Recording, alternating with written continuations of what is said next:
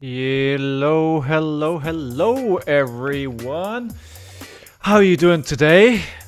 Happy Monday. I hope you're all having a fantastic day today. I just returned back from the calling Liverpool and I couldn't wait to jump back online and talk to you guys. So, welcome everyone. Welcome for being back. I hope you're doing great today. And loads to talk about. And, I think one of the weird things about this game that we all love is that somehow it's never enough. Somehow there's always room for more, and somehow I always want to do more. Lilian, hey, welcome back. How are you today? How was your weekend? I was finding myself on the train home from Liverpool today, sat down, got my iPad out, and the first thing that I did was put together a new deck for testing. So, and I realized that, I'd love to try it on Talishar, but I was like, well, I can't really, the connection is not good enough. Glad to hear, Lilian, glad to hear. I'm guessing we're only going to have you for a short time today. I think your armor is today, right? So you're going to have to pop out for that in a short while. And I was traveling back, and then I also realized that we're not going to have the local armory this week because it falls on Valentine's Day, and the TO thought that it might not be a very well visited event this week, so it was the official armory was cancelled. I have now thought about that since then, and I thought maybe actually instead of having an official army, maybe we're just going to do some testing because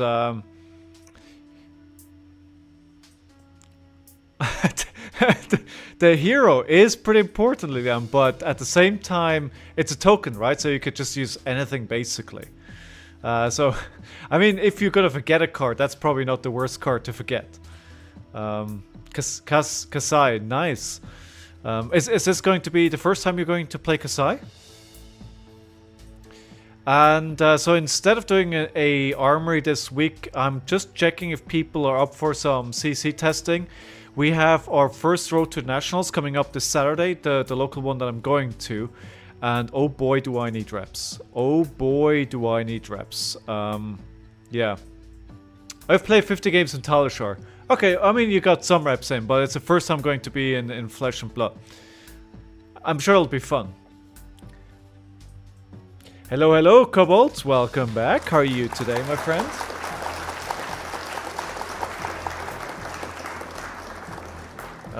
But don't have all the cards yet, so the deck is a bit scuffed. Okay, well, okay, got it. Are you getting the new cards? Are they on the way? In that case, or are you just making do with what you have right now?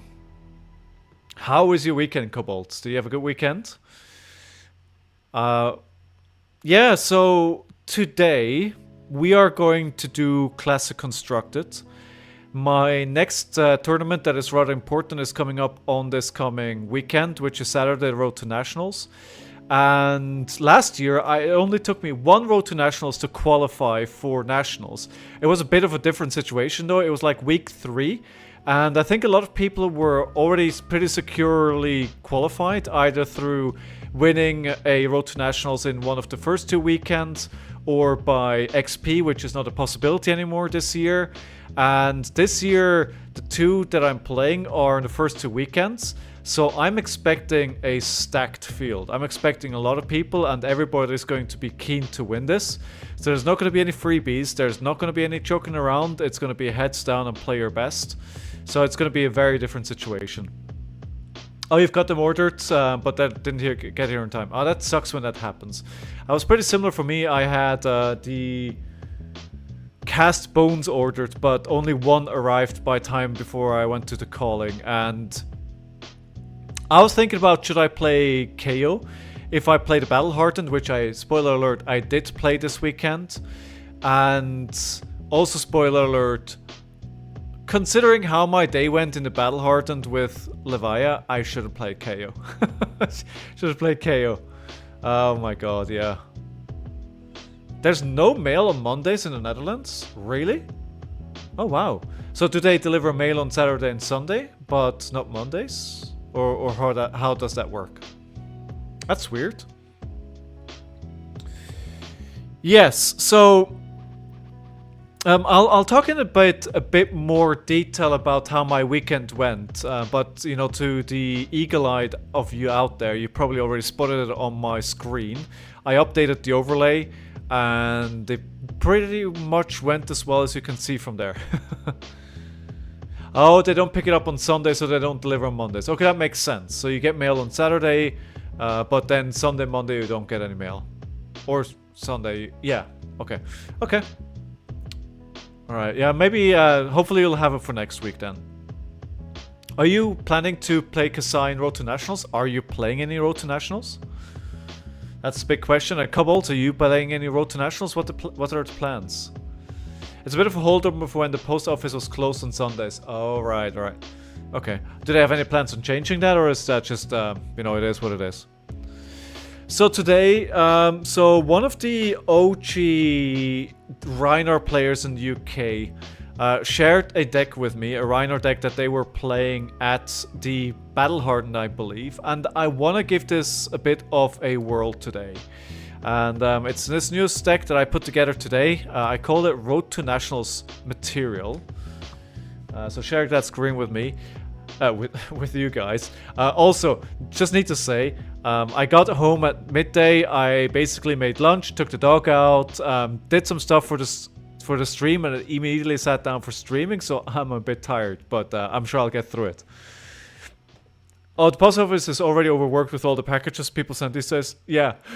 That makes sense, right? Everybody's sending all their Amazon stuff and all that. Yeah, yeah. Yeah. Okay, so the deck that I'll be testing today, and so the way that it works, again, I'm going to go into more detail later on in a bit, but my day in the Battle Hardened on Levia did not go well. It didn't go well at all. It was absolutely terrible, actually. So at the moment, my confidence that I'm going to be able to take this hero and take it anywhere in the Road to Nationals, or that will carry me to Nationals, is my confidence is really pretty much zero at this point. So then I'm thinking about, okay, what do I do? There's really no good options here at the moment. So either I could go to RHINAR and see if that works, or I could play KO and see if that works, or I could stay on Levia, get a couple of reps in this week, and then hope that the Road to Nationals turns out better. And honestly, I think what will end up happening is that I might end up on Levia anyway, just because I did get a lot of games in on her on the weekend, even if they didn't go well. So it's the hero that at the moment I've got the most reps on. But for today and tomorrow, I want to try out RHINAR, and I want to try out KO? Not Kano. KO. I want to see how it goes. And then on Thursday, I'm going to be playing whatever I then think I'm going to be bringing to Road to Nationals this Saturday. And I hope that, you know, I hope that there will be no stream on Saturday, because if there's no stream on Saturday, it means that I am probably going far enough in the tournament to play top 8. If I stream, it probably means that I didn't go far enough. So we'll see how it goes, and you'll know what happens. So yeah, so for today, we'll be playing this deck here. There is quite a few changes. It is a Mandible Claw deck. It is usually, it's no big surprises in the equipment suite here. Scowling, Faendal's Spring Tunic, Apex Bonebreaker. This is more for the long games, for the shorter, more aggro games that I'm bringing in the Hardened Cross Strap. And the main deck consists of 53 cards, which is supposed to be quite flexible, and then the sideboarding is basically either aggro, try and raise them, or go for long games with things like Remembrance, Hold the Line, and Fate for Scenes and Sink Belows. And then of course the R Smash for the tech into the war mechs. I'm focusing on Brute again for this week because I it's simply the decks that I have available. There's no way I'm going to be able to put together another deck for this weekend. If this doesn't go well, then I think for PQ season I do need to look at other heroes. But at the same time, if we look at the top 8 from Battle-Hardened Hartford and Battle-Hardened Liverpool, I think the meta is actually quite open. Well, that's okay, come on, that's okay. You're going to 3 or 4 Road to Nationals, they're all CC. Oh wow, that's a lot. Drive around around Texas, and Texas is a big place, right? So there's a lot of driving to be made here. So what is this deck trying to do, right? This deck is trying to get incremental damage in to get the opponent to a place where you can intimidate them to a killing turn, right? Where the ideal end game here looks like a barraging beatdown with show no mercy, where they're on sufficiently low health that they need to block this, and then this triggers, the +3 triggers, right? So ideally, you play a barraging, you play this, then you have intimidated 2 cards, and they're on 6 life or less, and they need to block, but if they block, it goes up +3, right? So, but this is basically the plan that I'm trying to execute here. So do damage, try and trade favorably for me in damage, so taking less damage turn over turn than them, and then set up a big turn like at the end. That's the plan. I don't know if that is going to work, but hopefully that is going to work. Liliana, you're going to 2 RTN, 1 draft, 1 CC, so just like me.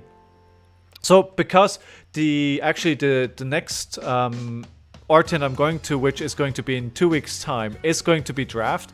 I am going to be doing a lot of draft next week, and I'm going to join the Runaway server for this. I'm going to queue up there. If you guys are happy to draft, then let's do that.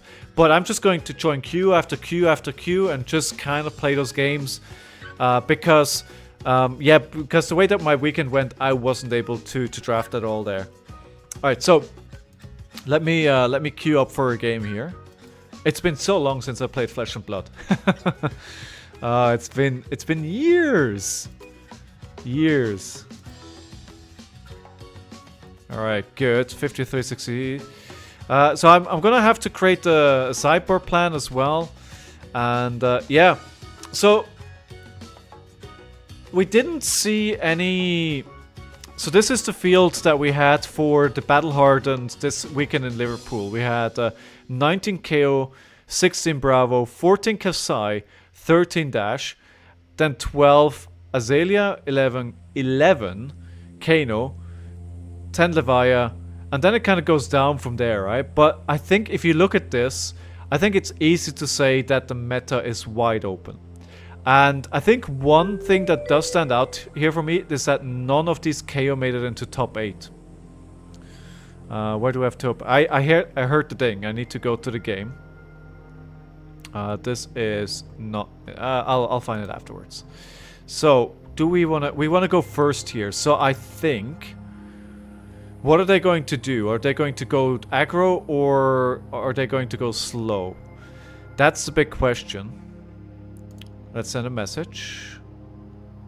Hello. I think I'm going to prepare for a fatigue game here. I think they're gonna go try aggro. And this doesn't. It is a defense reaction though. I'm definitely bringing the smash.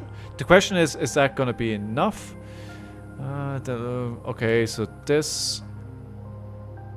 I don't think this matters. Alright, let's create more agility. Alright, so we're at 63 right now. I think we've got everything here. Maybe we'll bring the remembrance, but that doesn't block, so I'm not sure about that. Alright, let's try this.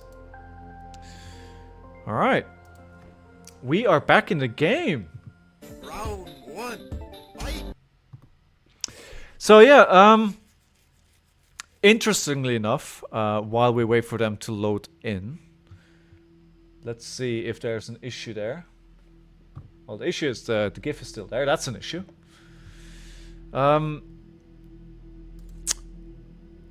Wait, it's still loading, right? Oh, there we go. Okay, so right, so we have turn 1. Oh no, they played already. They played a turn. Right, selected mode for. No, they didn't. Okay, let's play, and we'll talk about the calling afterwards. Do I already want to play a? Do I already want to play a Blauer spell turn here? I don't think so. No. Let me roll Scapskins, turn 1. If not turn 1, why, you know, when are we going to do it? And then I'll just play the Mandible Claw. I'll keep the blue Barraging Beatdown for a resource card, and the Savage Feast as a blocker potentially, and the Blood Rush Bellow goes into Arsenal. Okay, so we have a Fate Foreseen, so that is a card that we're gonna need to use to block. So they are on a pistol strategy, so we're not going to be able to play this slow. We're gonna have to go pretty fast. Okay, so let's not block this. There are 3 more cards. There's no way they're going to fold after this, unless they're just going to play another item. I played, I think, 1 or 2 dashes this weekend, and it didn't go well. It didn't go well. Alright, top. This is not a good card for my Blood Rush Bellow turn, so I don't want to see that right now. Okay, we'll take 2 more here. So, Cobalt, what are you bringing to your Road to Nationals for UCC? What's your plan? Right, so we play a Blood Rush Bellow turn here. Let's see if we can draw into. No, I'm getting the same experience that I got all weekend long. And I'll talk about that in a bit. It was my Blood Rush Bellows were horrendously bad all weekend long. It was I just couldn't anymore. Or maybe I can talk about this right now already, actually. Are you bringing Bravo to RTNs? Probably. I'm scared of Kano, but it's really the hero I'm most confident. I think Bravo is in a really good spot. So 2 of the top 8 in Liverpool in the Battle Hardened were Bravo, I think. Hey, Mary Gem 81. Hello. Welcome to the stream. How are you doing today? The Jackal. Howdy. Howdy to you as well. How are you doing? How are you doing, the Jackal?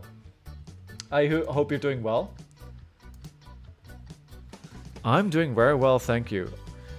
Alright, so what do? We do another Mandible Claw, and I think then we are out of options. Nothing, and that is kind of my experience over the whole weekend. Can't play anything else. The Table Pit, welcome back, my friend. How are you today? This is exactly the same.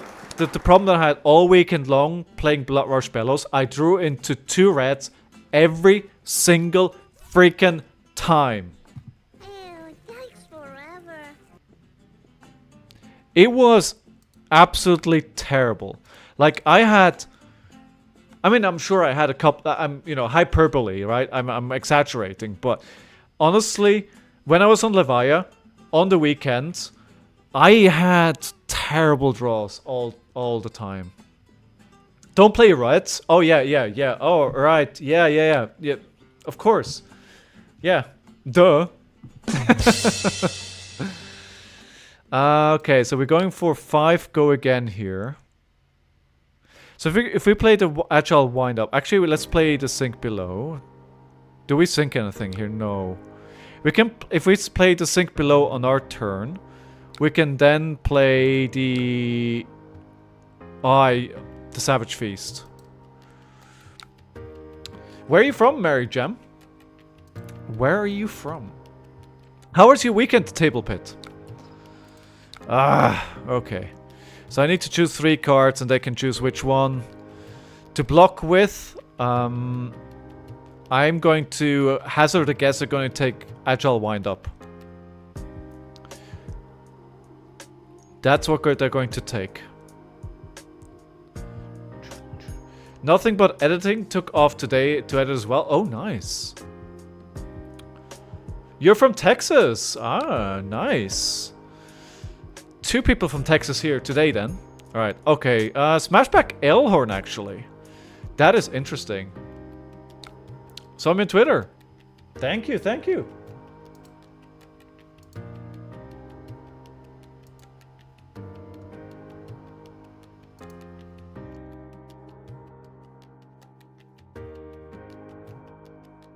So advertising on Twitter does do something then. Alright, so I'll play this.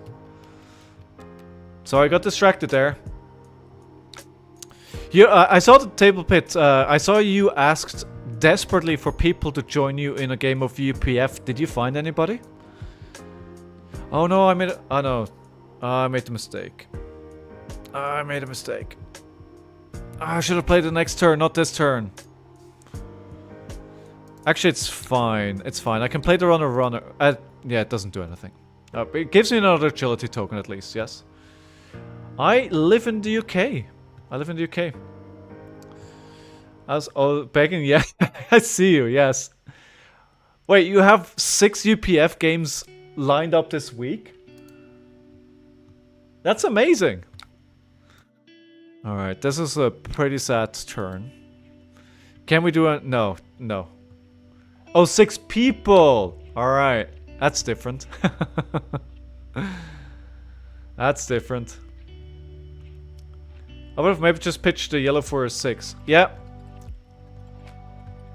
5, 6. I am streaming on a PC, yes. 5. I think just a fate foreseen here. And then I think we're just gonna do 2 claws here. I shall wind up. Let's keep that on top.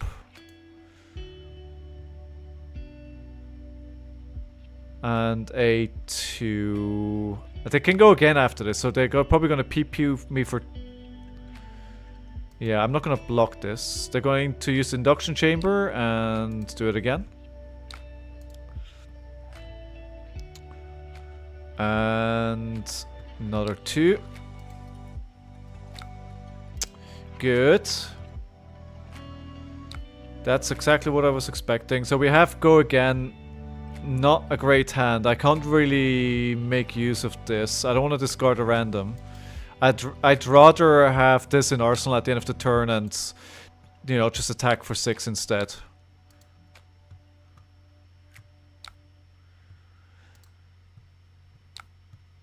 Alright, I'll put this into arsenal. Do we have a decent hand here? It's okay. It's nothing great. So we're at 2027, so we're trading. I think that is the game plan, right? That's what I want to be doing. But I wonder if we can keep this up. So here, the options are... They have a 5-card hand. This could be very painful. It is a trading card game. It is a trading card game. That's what we're doing here.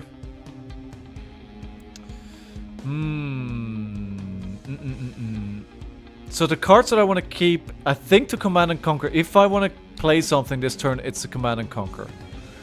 So we still have the defense reaction in Arsenal, so that's good. The question is, how wide are they going to go with their full hand here? I mean, this is for 4.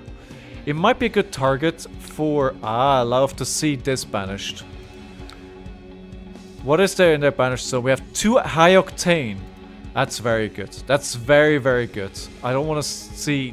I don't want to play against any of those. Okay. Fate foreseen, swing big next turn. Oh, that's good. Ah, that's good. Alright. By the way, the tabletop, are you doing any road to nationals, or is that not in your wheelhouse? Considering that you are mainly playing. So if the thing that I'd love to do here, right? I could. Let me just ask him. I need to think a little bit here. So, right, so we said we want to be trading. That's what we want to be doing in this game. But we want to trade evenly. Now, I could take more damage here, go down, but then with the agile wind up, if I play this turn, I get a agility token. And I already know there's a swing big there. So we could do swing big into something else. And that could then give me more value if I take a bit of damage this turn. So maybe I take this so I can still play the Command and Conquer with the Barraging Beatdown, and we can use the agile wind up to prepare for next turn. I think that's what I'll try doing here. I think this card is going to go into Arsenal. I did not follow you, Mary Jane 81, because do you play Flesh and Blood? Maximum V. Well, egg on my face. Egg on my face. Right now, I wish I had a Carrion Husk. Alright, so I'm not going to be able to make use of this Command and Conquer. So I'd rather block here. I'll follow you back after the stream, yeah? Can't go follow somebody right now. So I'll take 3.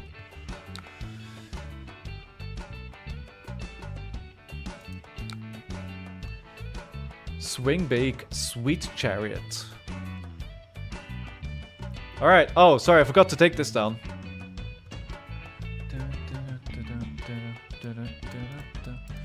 Mary Gem, I will, but one warning. Please don't advertise your Twitter more. If you advertise your Twitter one more time, I will ban you.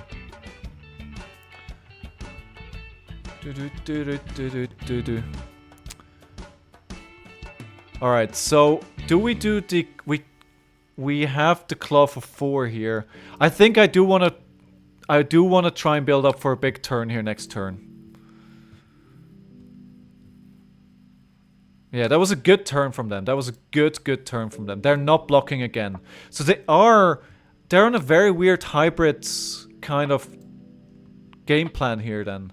Oh, look at that. Swing big into send packing. Well, and I think this is the end of their turn, right? Oh, freaking yes. Perfect timing. So we have a go again. So we can do... What do we play first? I don't think we want to give them a go again.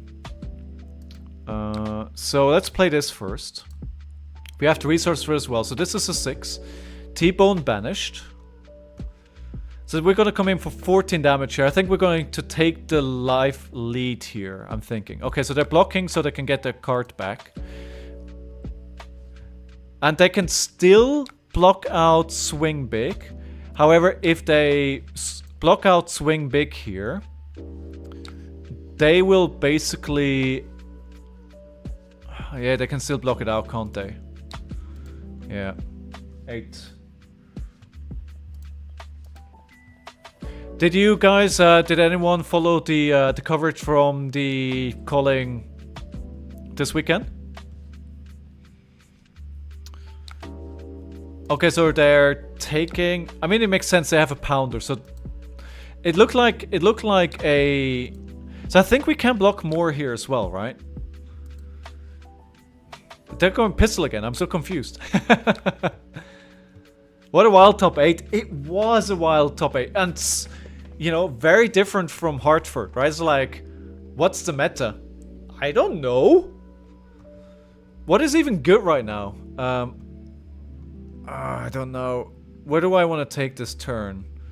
So they're going to be probably attacking me for 2. And then another attack from here. I don't have a lot of good stuff. It's, I mean, with 3 blues, it's really not a good turn for me. So maybe I'm just going to Arsenal the Barraging Beatdown and play the Agile Wind-Up. And then hope for a big turn next turn. Yeah, let's block. Need to go back and watch it. Oh, yeah. Yeah. I didn't, honestly, I didn't get to see a lot of it because I was playing all day long. But I did see the semifinals, and that was a wild game. That was really... I was like... the masters at this craft, right?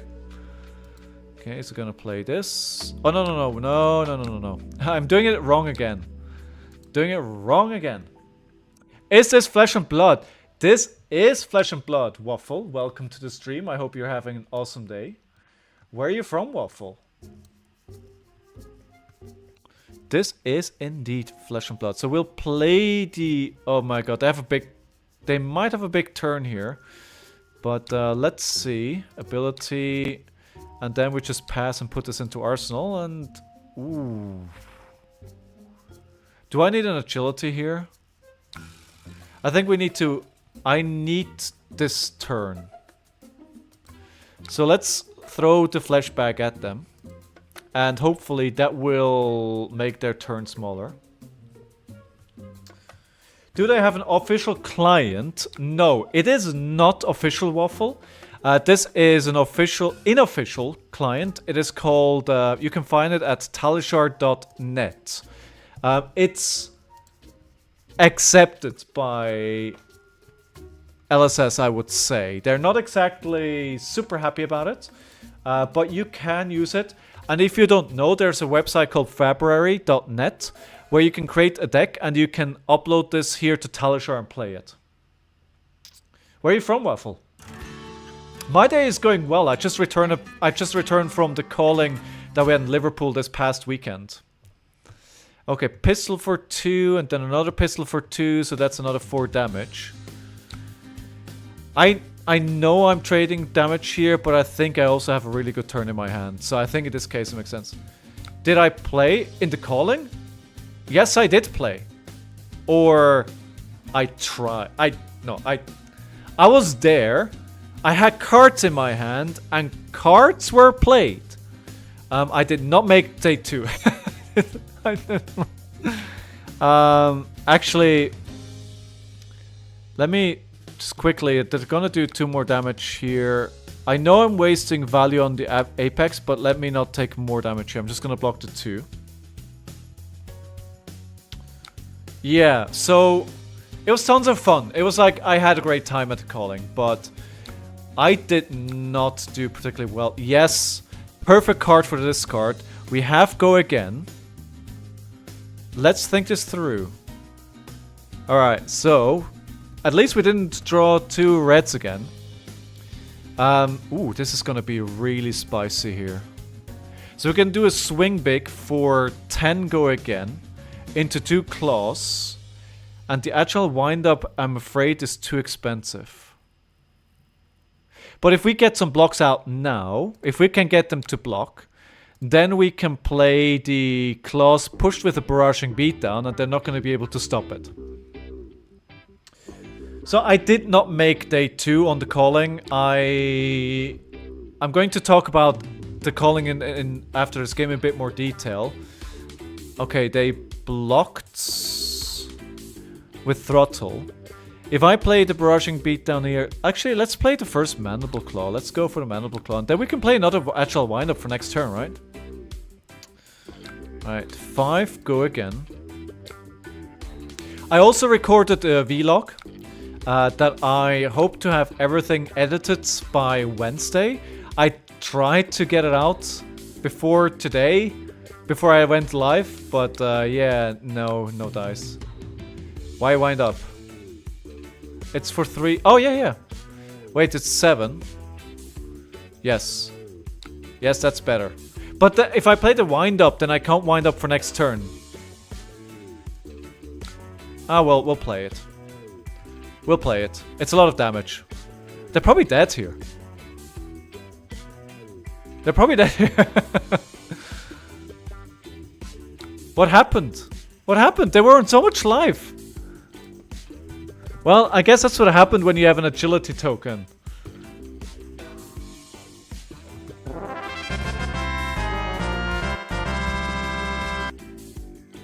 Round of applause for our opponent.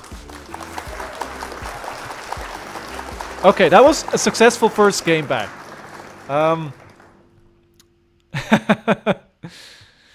Real value versus expected value. Absolutely. Absolutely. Thank you, guys. Yeah, don't need agility if they're dead already. So, So you can see on my side here, I have the... What I did is I changed the... whatever you want to call it, my infograph, to have competitive season record. And as you can see in Limited, I went 4-4. I played all 8 games in the calling, and I actually felt pretty good about that. I went 1-7 in the Battle Hardened. I won one single game, and then went to lose every single game after that. It was bad. It was really bad. I honestly, it was just terrible. It was just, I wonder, and what happened was I won the first game. I sat down early in the morning. I won the first game. It felt solid. I didn't make any mistakes. I played to my out. I did what I had to do. It was against Azalea. You know, it felt good. And then I don't know what happened. Actually, I made notes. My beautiful notes here. So we'll talk through it in a bit. Before we get to the before we get to the bad stuff. Hey John, welcome back. Welcome back. Rip indeed. Alright, so before we do that, let's open the pack of Flesh and Blood, right? Let's do the thing. I bought a box of heavy hitters of one of the judges. So we will be able to open up and hope for another Marvel, if that's what you want to do. Okay, let me do this. Actually, I'll talk a bit more while I let the thing roll. Heavy. UPR. Come on. What else? Everfest and Crew. Let's go for that for now. I'll give you a couple of minutes. Actually, because I have a bit of time, I want to talk about the event anyway. So let's go. Let's go. Let me know what you want.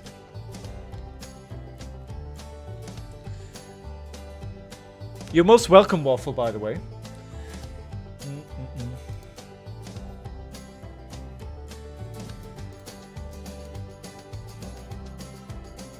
I have not opened a Marvel yet. No, I have not. So I get. As you guys know, I wasn't feeling too well all last week, and it was actually pretty interesting. So on Thursday, I had one of my employees, somebody from my team, came over from Australia.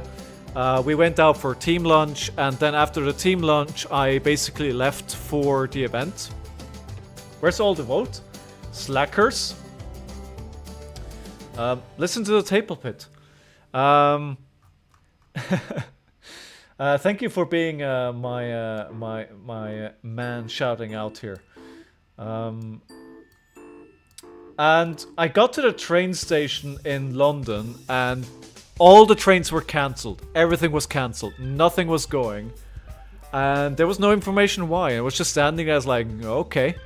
I was a bit too early, so it wasn't too bad. So I was like, all right, let's see what happens. And then the news came that there was an accident with a person along the way. So basically, you know, death by train, basically. And everything was cancelled. Said like, oh, don't expect any trains for like the next 3 hours or something. Like, you know, it's like, it's going to be cleared in 3 hours. Don't expect anything. And I was actually sitting there and was thinking, do I just go home and try again in the morning? I was like, yeah, but that sucks because I already paid for the hotel.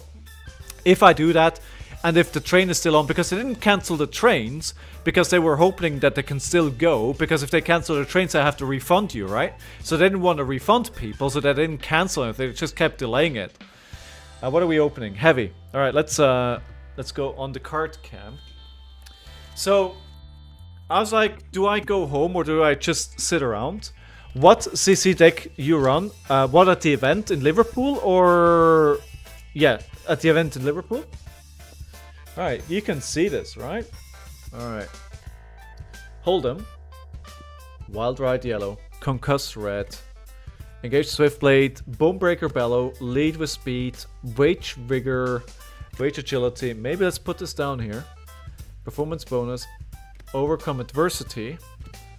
Money Where Mouth is Pack Hold, Test of Vigor, Hold'em. And just 2 tokens, nothing too good in here. Right. Pick one. Pack one, pick one. Alright, sorry. I was gonna skip over it. I played Levia. I played Levia. It was because it was the deck that I had most practice on. Hold'em, Test of Vigor. Let's look at the older reds first. Performance bonus. Bonebreaker Bellow. That's probably not it. Concuss, Wild Ride, Hold'em. Wait, there's 2 Hold'em in here, right? There's a foil and a foil and non-foil. So if you go for this, if you go for one of these, you probably want to go for this one. That's sending a signal. Otherwise, you aren't. Concuss. There is no good generics. Test of Vigor. I don't think this is a good pick one, pack one. Maybe the yellow Money Where Your Mouth is. I don't know. Lead with Speed is quite decent, but it is, you don't want it yellow. It's a bit of a dud pack, right? I think Concuss Red is good, but then you're kinda in. You like Concuss, yeah? Yeah, me too. And then you can still segue after that, right? I kind of like the Concuss as well. I don't like Bonebreaker Bellow Red that much. I mean, it's good as well. It's a 3-block. Hold'em is a 3-block. Concuss, they're all 3 blocks, right? So if you want to look at block, I think 3 blocks are really important in this format. Actually, I was actually preparing myself for not going on that day, and then you take the lead. I think the lead is a good choice as well. I'm not immediately going to it because it's yellow instead of red, but I think it's a valid choice. It does kind of keep you open, and agility is really, really good. So they say, because I didn't make the draft part of the event, so I don't know. So I end up staying at the train station just waiting, and then my train was actually the first one they called for boarding, and everyone just ran, right? Because they basically what they did, the train earlier, an hour earlier, to Liverpool was cancelled. So what they said was like, if you have a ticket for the earlier train, just get your ass on this train, and no seat reservations are valid anymore. Mayhem. Each just look after yourself and rush in there. If you get a seat, get a seat. It was mayhem. And I was actually able to get my seat, which I was pretty happy about. I had my seat, I was able to put away my luggage, and I got to Liverpool on time. So first leg of the journey was successful. Alright, so we are matching into our next game. But yeah, my bad record with Levi on the weekend is the reason why I'm playing other heroes now. My confidence is shattered on the hero. And I don't know if I can take her to the Road to Nationals this weekend. Like, I just don't know. So I'm testing the other brutes, and the reason why I'm testing brute is because it's the cards that I have. I can't get a different deck together in short notice. KO good. It is good. It is good. I'm worried about KO. I'm worried that KO is figured out already.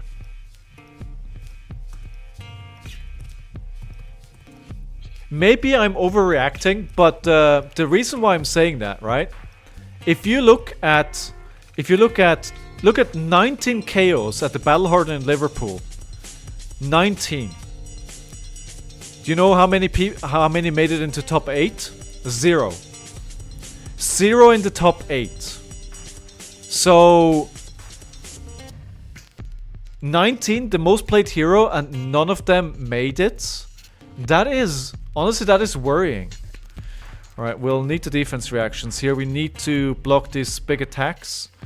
The Clash of Agility is not going to be good because they have cards which are pretty big.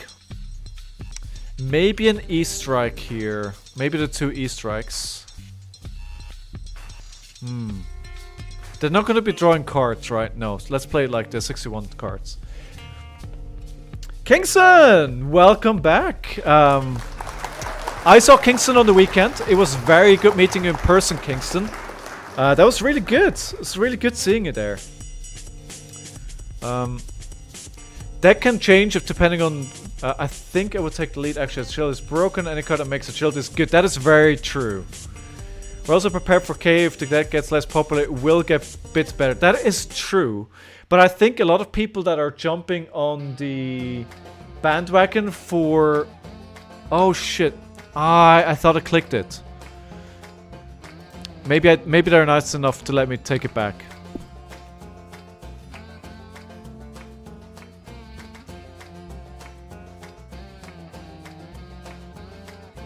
Yeah, without the AOB, this doesn't make sense.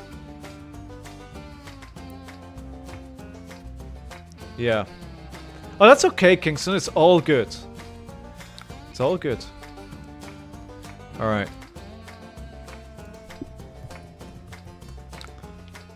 Alright, let's concede here, and then we will... Quick rematch. Oh, no, no, no. No, no, no, no. I pressed the wrong button. I pressed the wrong button. I'm gonna have to do the whole thing again. Full rematch. I need a full rematch. Wait, they went first, right? So I'm going to go second. That's I clicked the wrong button. Alright, this. We might need actually a few more blues. Just thinking about it. E-strikes. Equipment. Okay, now we're good. Now we're good. Alright, let's go. Round 1. Fight!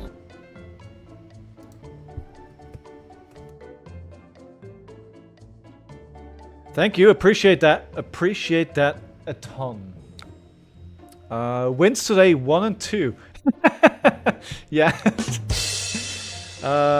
Your list was nearly identical to the one that won. Really? Really? Oh wow. Okay. What do we do here, man? Okay, I do want to intimidate 3 times, but we're not going to be able to do that. Deep Blue. What a person. Yeah, so Kingston did decide to go for Prism at the end, but yeah, they weren't that lucky. Hello, hello, Veet. Welcome back to the stream. I hope you're doing well today.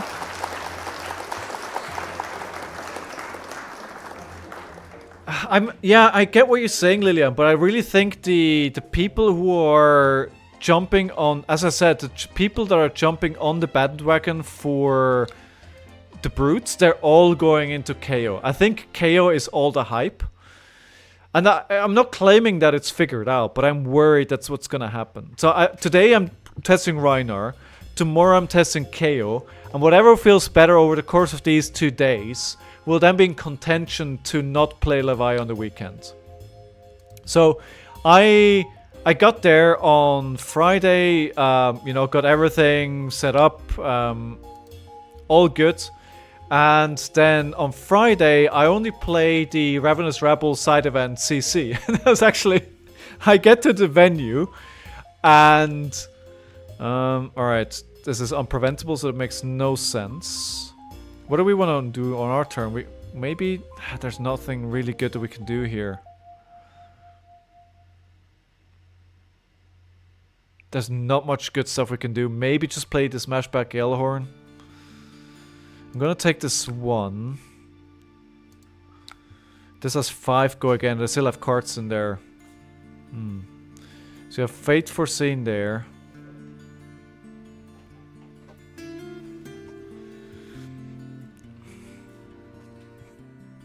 The thing is, they can play some pretty decent...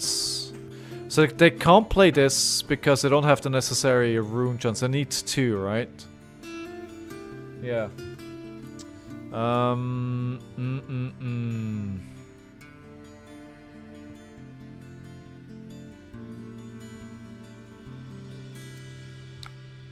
Howling Minds! Oh, this doesn't block fully.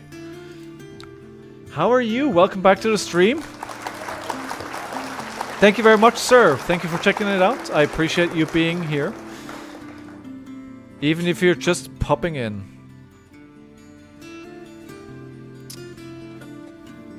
Alright, I think I need to do this. Let's not think about what we're doing here. We're trading. Flail of Agony. When this hits, create a rune chant. I don't want that to hit. I don't want them to get rune chants, right? So let's not give them that.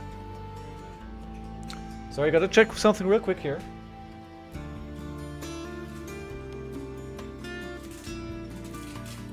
Never mind, that's all good. That's all good. Sorry about that. Kay's just a bit more consistent with RHINAR, though I think Levi has more power in the deck, just the risk of killing it. Yes, and that's the big problem, right? Oh man, why were they still able to make 2? Ah. I hope Kano wins a few good tournaments so we can get rid of the guy. Yes, yes, yes, we will all want Kano to be gone.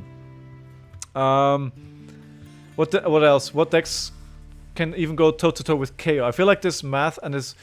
I mean, correct me if I'm wrong, guys, right? Like, keep me honest here, but I think KO is very prone to disruption. I think playing Scowling Flashback into him, playing CNC into him, there's some stuff there that really can kill his momentum. I think Dory definitely, like, you don't want to raise Dory, right? Because all those counters will kill you. And she can just block with a lot of equipment. She can block with a lot of cards and still have a 3-card hand and still attack twice and still get a token. Oh my god. Alright, so we need to block all these rune chants. They still have another 3, and we have to block this 6 here as well. Okay, so we'll take 1, and then we need to block 6.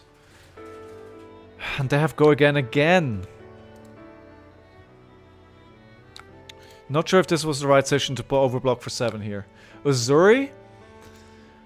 I think, yeah, I think Azuri is pretty damn good. Yeah. No, like, I think the lists that I've seen don't run any D-reacts. Now, obviously, we've seen, like, you know, we've seen, like, one... Wait, why did this... Oh my god. We've seen one version of KO, right? So, everybody's jumping on the bandwagon of what,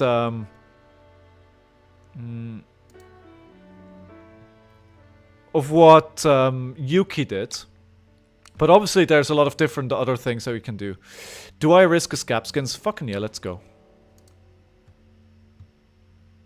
Because they're gonna block... I mean, what's the difference really? It's not gonna make a huge difference here. Alright, yeah, so I'll just attack here. The alternative would have been attacking with claws twice. I could just put it in Arsenal as well either. Yeah. Let's see if we can build a lead here. They've actually been struggling to get this widespread ruin out of their banished zone for a while now. Oh well, I'll take that card. That's a value wasted, right? So basically the reverse of what I did earlier as well. Yeah, so I think KO's really good, don't get me wrong. But it's very linear. But, you know, that doesn't really say anything, right? Because Phi is linear as well, and Phi was like a freaking menace. So maybe I should just play KO, honestly. Maybe KO's the way to go. I'm just not... Yeah. So on Friday, I then play the side event, which is CC. I played the first game, and I didn't make perfect notes on the side events, so... let me actually... I think I need to talk about the events between games, because it does take a bit of focus away. Pass... No, I think I'm gonna take the 2 here and then block this widespread ruin instead. Wait. This does not go again, and they've got nothing... Wait, okay. Ooh. Maybe I can... What does happens? Banish the top card of their deck. Can they give it go again? They can break the spellbound creepers for some stuff, right? Can I link you a YouTube channel? Yes, of course you can. They can get more action points with boost. Yeah, I was thinking there's something like that, exactly. So I think we probably don't want to get greedy here. Oh, Lupin Fiasco. Yes, I know. I know him. He did a lot of stuff on Fi, and I think he's now jumped over to KO. Yeah, I'll definitely check him out. Thank you for sharing. I'll definitely need to check him out. 6. I don't want to do any of this. It's bad value, right? Like, okay, let me just block the... I'll just block... not gonna... Like, banishing from the top of the deck, what could possibly go wrong? Oh, well, there we go. That's what could go wrong. Alright. Yeah. Alright, at least we sent a good card to the bottom that we want to keep for our game plan, right? So that at least that. We're not going to be able to prevent that. It's going to hit. And I think we are going to banish this. And then we can still play the swing big. Swing big 8. Or actually, you know what? I'm going to keep this. E-strike for 7 is just 1 less damage. And it doesn't give me the risk of them to get a quicken token, which I don't think I want them to have. And I can preserve the counter and tunic. He's got some good stuff going on. He does. Also going to be a great fight tuber. Yeah. And a little bit, yeah, a little bit fight. Just bad in this meta. Well, you say that. I got beat by Fi on the weekend. but then again, who didn't beat me, right? Who didn't beat me?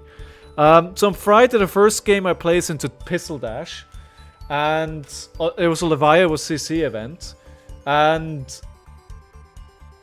I think I made some mistakes at the start of the game. I definitely misplayed this game. And I think it was kind of big event, first game jitters, that I really have to address. I have to address my nerfs. I think that's a really big problem at big events. And one of the reasons why I often lose my first game, because I'm just not in the game. I haven't got my head in it. And then I make stupid mistakes. I made stupid mistakes both on Friday in an event that didn't matter. And then in the calling, the first 2 games, I made horrible mistakes. So, for instance, the pistol game in the CC side event, I transformed, and I had like 10 blood deck cards, and I decked myself in 3 turns, and I forgot to play cards from the banished zone. I just didn't play them. I was like, you know, it's just like, of course this might not win me the game, right? Don't get me wrong. It's like, I will likely still lose. But if I play a card from banished, first of all, I can block with 3 instead of potentially 4 cards. And I get rid of 1 blood debt, right? It's like, why would you not do that? I felt so stupid. Ew, yikes forever. It's just like, and that's kind of like, I made fundamental mistakes like that, and I make fundamental mistakes like that at the start of every tournament, and every win matters, right? I went 4-4 in the calling. I think if I go 5-3, I actually have a chance to go day 2. Pitch to Arcane Barrier. I can't use my full hand here anyway, so I might as well. Right? Might as well. Why take a damage when I don't have to? And I think here we just play the swing big and would put the barraging beat down. They're probably going to block this out to get the go again, because I think that's really nice for them. But to be fair to them, they played really well. Like, I never want to come off as like, oh, I made a mistake and that's why I lost. Like, you have to recognize sometimes people are just really good. They're good at the game, they're playing well, and I think it's really, like, this is something I heard on a podcast a while ago. It's like, I think it's like, it's a bit weird when you sit there and you basically say, oh, I lost because of this thing happening to me or that thing happening to you. It's like, no, you know, if the other player played well, give him the credit, right? Just say, good game, you played well, thank you for the game, and walk away, right? You can still talk about the issues, but don't talk about all the issues that you do. Just like, don't be that person. You know, at least that's my opinion. Like, there can be differing opinions, and that's fine. But that's kind of how I view it. And to be fair to them, right? They had like they had 2 chambers and 3 plasma purifiers by like turn 5. Like, it just came out bam, bam, bam, bam, right? And it's like, it was crazy. They had their items so fast. I think even if I played perfectly, it would be pretty hard, just because if Pistol Dash gets like their purifiers and their chambers and it's just out there for like X amount of turns, it's really hard. The frustrating thing was that I got them down to like 9 life at the end. If I can eke out like 1 or 2 more turns, the Tide's freaking turn, right? Because the issue that they had was that they didn't have the resources to pay for all the things that they wanted to charge every turn. So they had like, they needed to block. They had, you know, they needed to block, and they didn't have endless cards. They maybe had like 1 card left in hand to charge all their things, so it wasn't super scary. Alright, this is my win con here, but we're too early.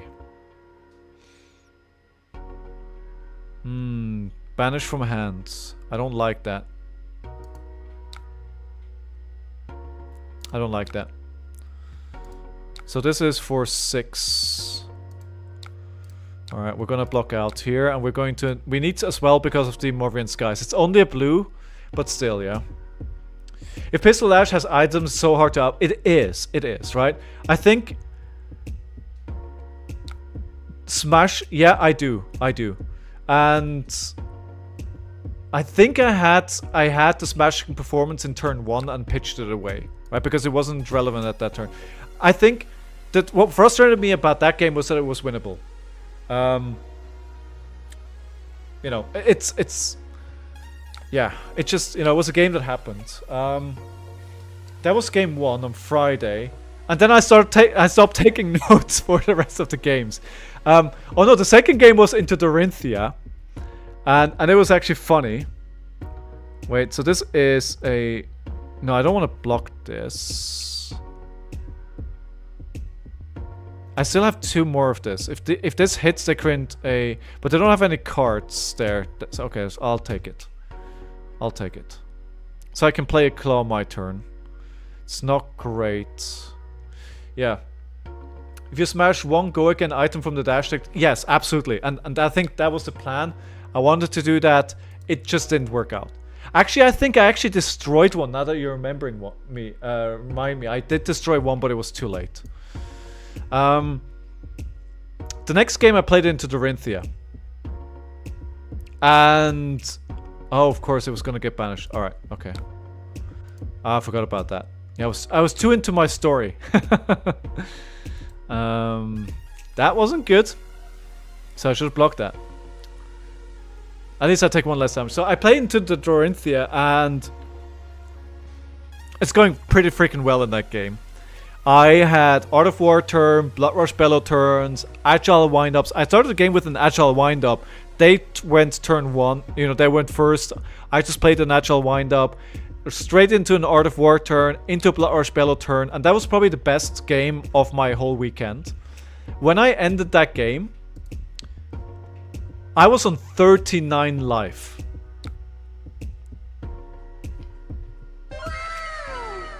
Like, I lost 1 life during that whole game. That's freaking amazing. Oh, wait. No, wait. I didn't realize they weren't gonna do anything else here. Sorry. Sorry. The only time I lost life was when they attacked with their weapon, and I blocked with Scowling Fleshback and nothing else, because I wanted to have like the biggest I wanted to have like a big Blood Rush Bellow turn. And that was a game.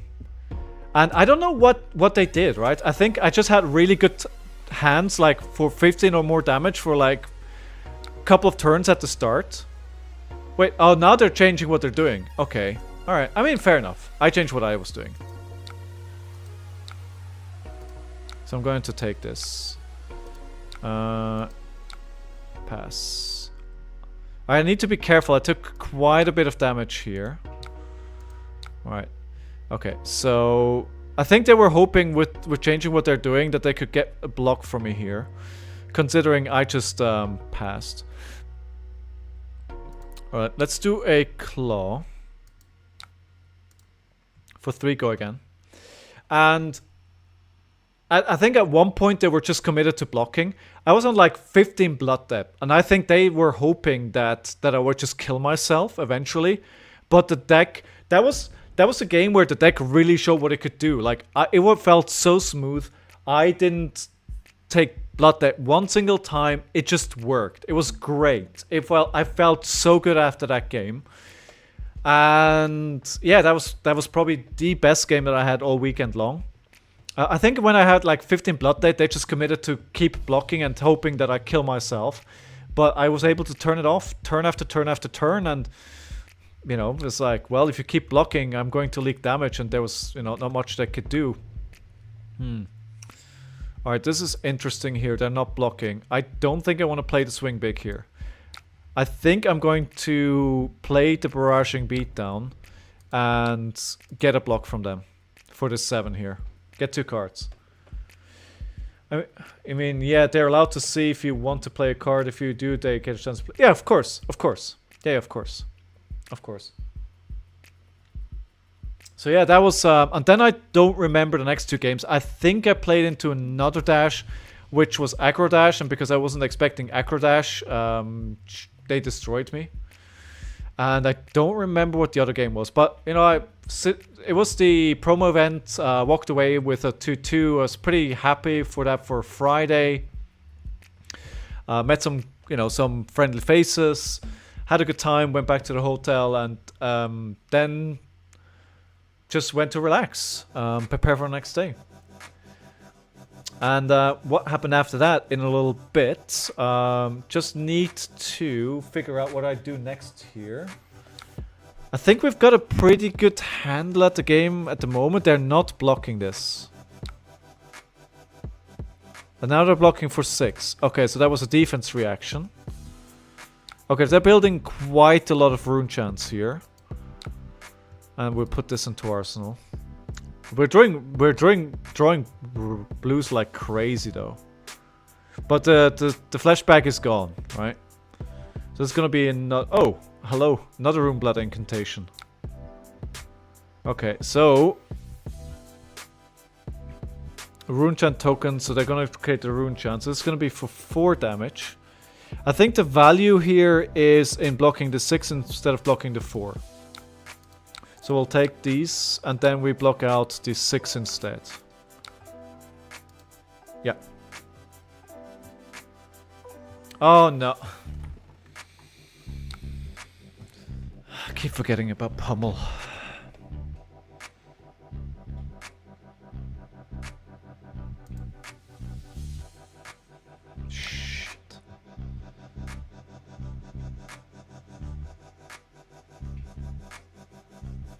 Yeah. Yes, Pummel got me twice in this game, right? So a blue and a red. So I'm guessing they're running like the full suite of Pummels. I really need to be careful about thinking about this. However, we have a swing big. I think that is, considering they're at 13, this is a significant amount for them to think about if they really want to take this damage or run a block. They have a 4-card hand. The problem is they have a rune chant. They're gonna have 4 rune chants when this turn ends. Yeah. Oh wow, they banished 2 blue Bummels. Okay, so we don't need to worry about the blue anymore. Yeah. So if they're running 3 blue, I'm guessing they're also running 3 reds.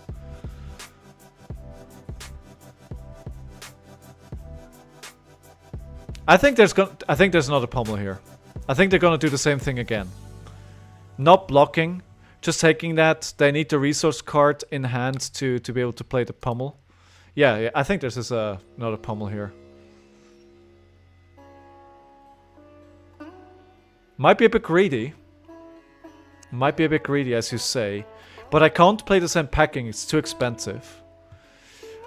I'm going to take the 4 again. No. Then I'm going to block this. I think it's time for Feindals. I'm not... I mean, I could potentially get more... Actually, I have to... I don't want to use the sink below right now, right? Because if they... Let's play... The runner is only a 2 cost. But the... Sand packing we've established is too expensive to... But no matter what I play here, I probably just have to Arsenal and pass. Yeah. Block 4. Here comes a pummel. Here comes the pummel. No?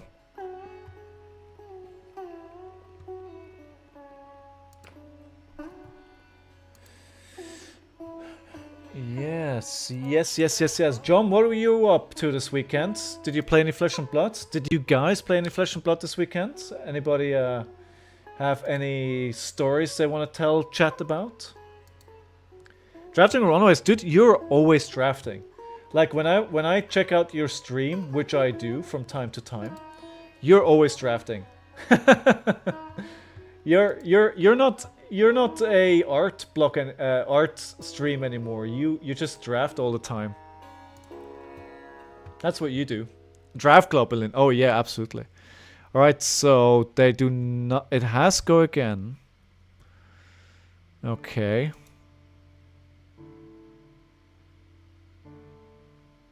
What else? Are they just arsenaling and passing? If they do... Ooh, Runeblade. Revel in Runeblade. 4. Oh my god, that's a lot. Oh, sugar. 1, 2, 3, 4, 5, 6. Okay, I think I need to take it. Because I need to pressure them. I need to pressure them myself.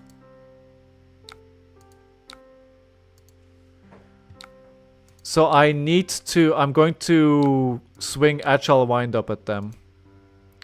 For 7. Pass. So I'm going to be drafting probably all next week. Because I need a lot of experience. Or as much experience I can get going into the Road to Nationals next week. Which is going to be draft as well. Attack for 7. So they have a 5-card hand though. And they still have a 2 block here, 1 block. Yeah, they still have... Oh my god, they have a lot of blocks still there. I think I might have just lost this game.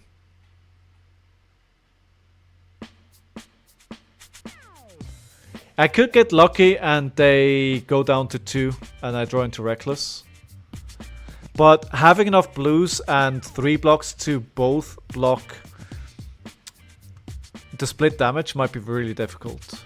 The good thing is they don't have any rune. They don't have anything right now.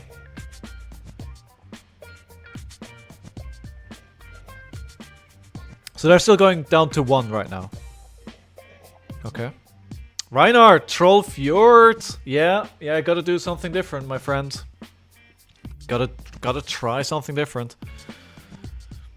So they're still taking 2, they're still going to 2, and I feel like they're very aware about the 2 threshold. Show me what you got. They're going to 2. Unless they have a defense reaction.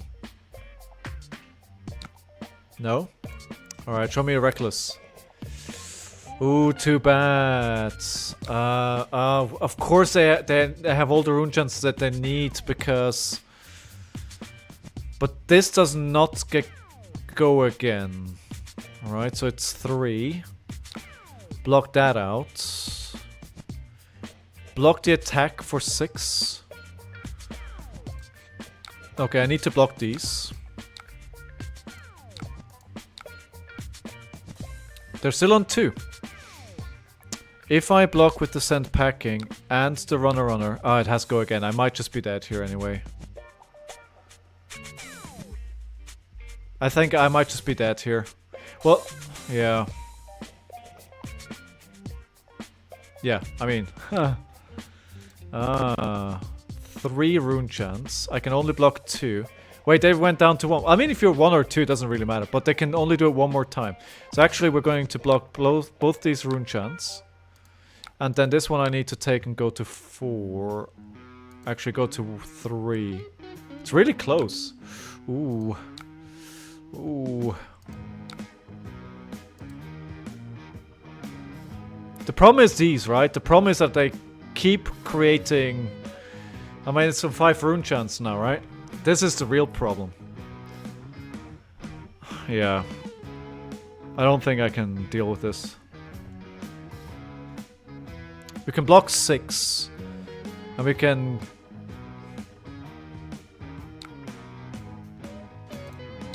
Yeah. I wonder where it went wrong here. I wonder where I made the mistake. Am I playing it too slow? Should I have gone aggro?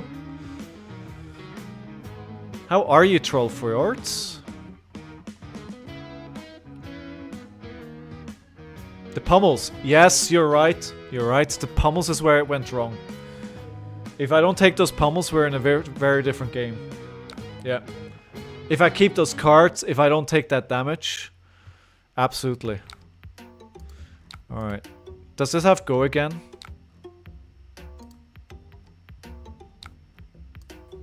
If it has go again, I'm basically the game is over, right? It doesn't have go again. But they can give it go again with Spellbound. Somehow? Maybe?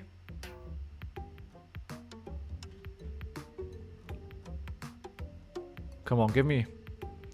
I look back at the stream after, but I play Vincent too. Oh yes, did you pitch to Rune Chat at all? Maybe it's better just to run Apex lol. Yeah, I did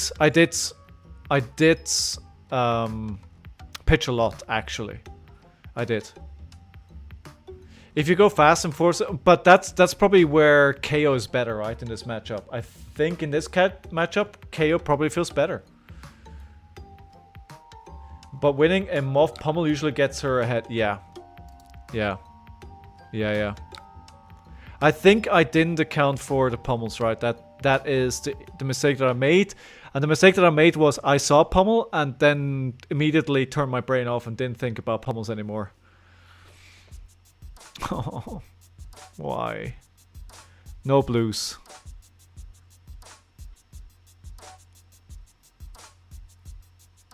At least the Spellbound Creepers are gone. It's only 1 rune chant. What does Funeral Moon do again? Oh, create a rune chant. Okay, so they're... Wait. They banished their own cards, didn't they? I guess...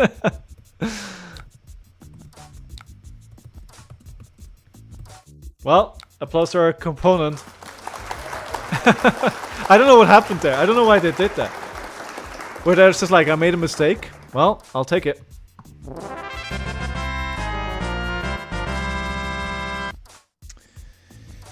Good. Alright, we'll open up another pack of Flesh and Blood. We'll open up another one. New poll. Alright. What do you want me to open? Packs. Yes. Let's go with the most likely at the top. And then we go for this.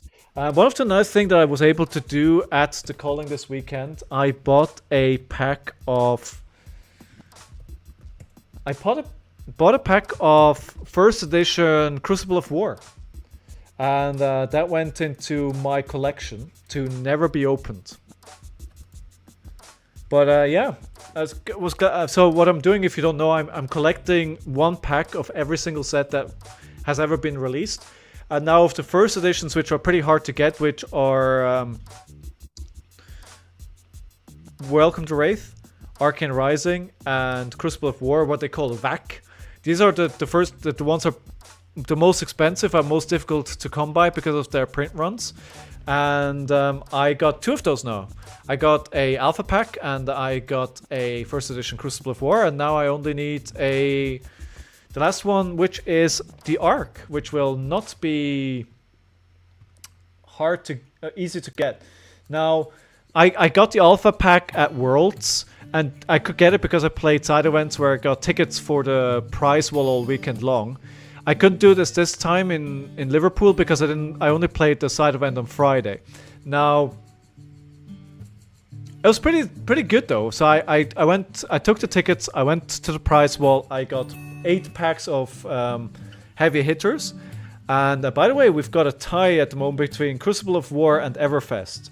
So if you want me to open one of those two or something else, then vote right now. And I got 8 heavy hitters prize from packs from prize wall from an open box. I went back to the hotel and I opened up a cold foil common and the Guardian Rainbow Foil Legendary. Not bad for 8 packs, right? So maybe my case wasn't good, but I think the prize wall packs paid me back. 57 for first edition Arc. It is, but you know, I mean, the game is taking off and it's getting really rare. It's actually really hard to find. 3 for Everfest. Let's go. Let's go. Thank you for the votes, everyone. Let's go over here. Need to be careful. My dog has moved under the desk. He needs to run away. Every time I move over here, he's worried that I'm going to drive over him. All right, where do we have, what you said, Everfest. Everfest. All right, Everfest, you want it? We'll open the Everfest. Okay, good. Twin Twisters blue, Phantasmal Haze red, Saves Mixture yellow, Rights the Tailwind, blue Veiled Intentions, Mr. DM Armada, Pry yellow, Shrill of Skullform. There's nothing good in this box yet, so I'm still hoping. Wax On in yellow, in foil, Life of the Party, and ooh, it's a Majestic. It's a Majestic from Nikolai. Do we know what that is? Do you guys, can you tell? Mechanologist, action, and item. Microprocessor. Data doll. Oh well, we'll take it. Let me put that into sleeve. I like to sleeve up all my Majestics. So somebody told me they played the Blitz event at Liverpool with Data Doll and they got like 3 wins out of a 4 game tournament. Okay, so 2 games in, 2 wins. The tabletop would say we've actually only got we've got 2 wins and 2 losses, but the 2 losses were, yeah. Anyway, so the calling on Saturday, sat down. It was sealed, right? It was going to be 8 games of sealed, and you don't get to change your deck. I beat 2 Data Dolls in Blitz Skirmish and went 2-2. Okay. Well, Data Doll is not that good. It can be really fun. It works, right? But it's not that great. Deck just dies to aggro too, as you only have 3 cards to block. Oh yeah, I mean, like, the downside is huge, right? So, yeah, so the calling, honestly, my pool was pretty poor. I forgot to take a picture of it, and, you know, maybe I should have done that so you can have a look at the pool. Arachne into Data Doll is funny. Why is it funny? Because you're stealing even more cards? Oh no, they're all items, or they get destroyed by Shred? I don't know. Oh, Kano, hello. Kano, we will go second. Let's see if we can win this matchup. This is actually a pretty interesting test here. I'm loading up with a bit more blues here. The defense reactions are out. We will basically win all the clashes here, right? Let's go aggro. We need to end this as fast as possible. Maybe we play the Remembrance. In case we get an early Blood Rush Bellow and then a Remembrance, we can get another Blood Rush Bellow immediately. Seen? Seen, but I haven't changed yet, so the game hasn't started yet. The item's going to the battlefield. Oh, got it. Synthetic one, welcome very much to the stream. And with the very first comment, you're being helpful immediately. I have a feeling this is going to work out. Welcome, welcome, welcome to the stream. I hope you're having an awesome day. How are you? Where are you from, my friend? Where are you from? Okay, yes, please let me filter my hand. Please let me filter my hand. This is terrible. Texas! Everybody's from Texas. You guys are... I mean, to be fair, you know, it's a big place. Right? It's a... Please attack me. Please do arcane damage to me. Thank you very much, sir. That is very kind of you. Do I want to play this already just to get it out of my hand? No. Yeah, Texas. Texas all the way here. Although the one person before, they... Oh my god, what is his hand? What is his hand? It's like the least... This is like the least desirable hand right now. Oh my god.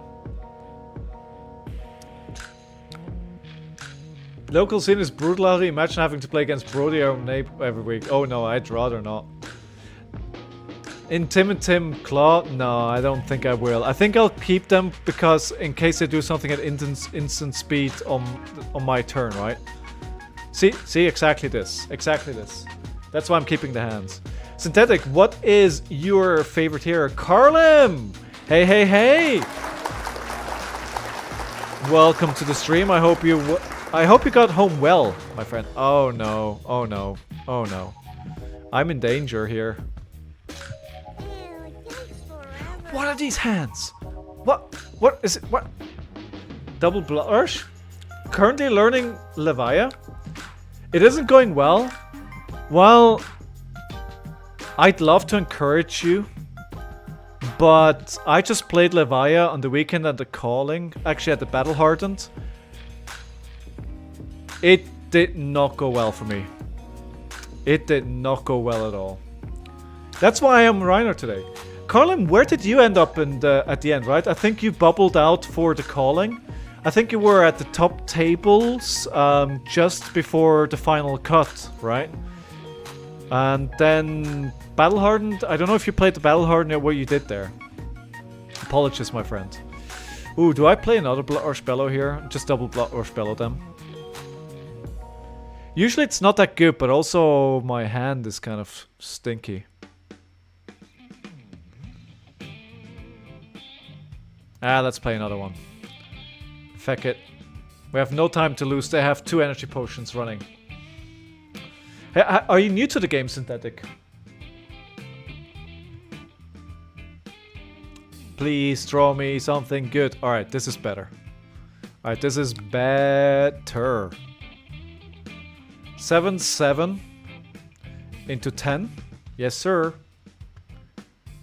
I'll take it. It's one of those few cases where double Blood Rush Bellow actually works out. It is some damage and they have no cards left in hand, which is a nice thing about this.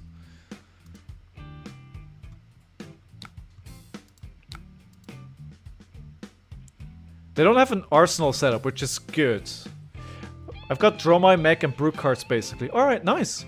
Nice. Started playing during Uprising. First main was Dromai. Ooh, that's a steep curve. Coming into the game on Dromai. She's one of the more difficult heroes to play. Ooh, hello. Another Blood Rush. I think we say whatever they do here. Or do we want to play an Agile Wind-Up, pass, and then go for a 5-card Blood Rush next turn instead? If it works out in our favor, we could end the game. But we're at 36. They could potentially... No, they're not keeping an arsenal.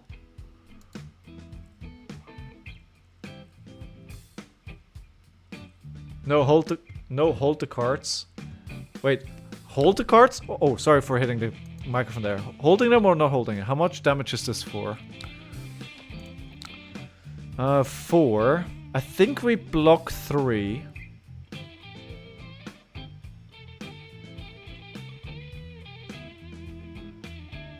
I mean, they're using their hand, not discarding. Okay. I mean, don't get me wrong, Levi is fun to play, right? Just so damn hard. Block 3. Yeah, I'm thinking block 3 as well. Take as little damage as possible. Even if they combo next turn, 35 will be difficult.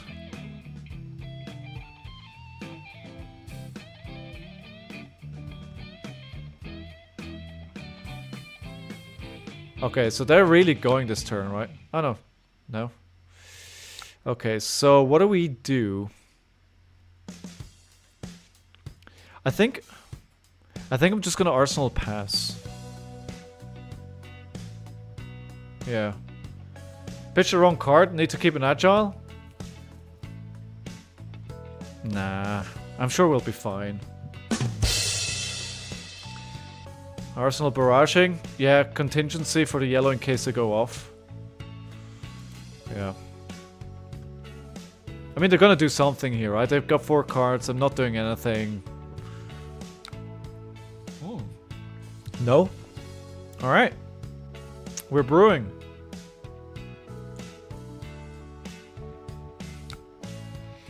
Okay, so... Okay, so...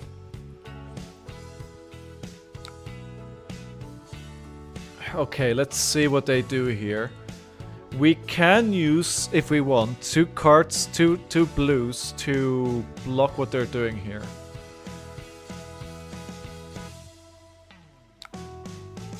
I think they're going to go pretty... I think they're going to try and go pretty big here. I think they realize they're running out of time. So yeah, so Saturday I played the calling, I sat down, I opened up my pool, and it wasn't great, right? It just, there wasn't a lot there. I had no Majestic, well actually I opened up a Majestic Olympia. Ew, yikes forever. And nothing else, like no spiciness, no nothing. It was an average pool across the board. I went into KO. I think I could have gone RHINAR, to be honest. And I should have considered to go into Betsy.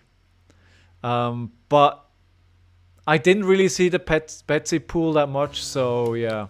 Adult. It was a Majestic, right? Well, but not the Marvel, just to be clear, just a Majestic. Right, 3. I need to block for 3 anyway, because I can't have... Well, I could have 2. Actually, I could. Alright, never mind. Alright, so if I play the Barraging Beatdown here, they have to react, right? They might actually have to turn here, considering they're keeping 2 cards. Alright, I'm gonna make them make a decision here.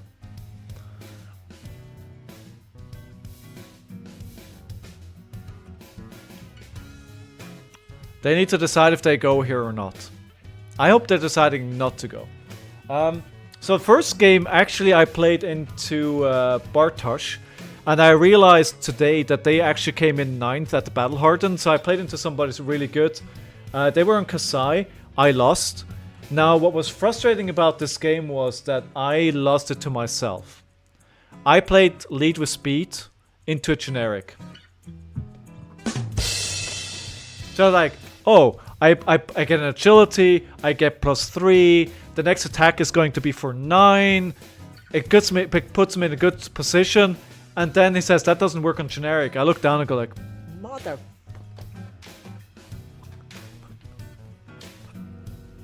And, like, that's what really frustrates me, right? And that's what that just keeps happening to me when I play Flesh and Blood. It's like this stupid mistake. If I don't make the mistakes, like, it's not guaranteed that I win the game, right? Of course not. There's a lot of game to be played. But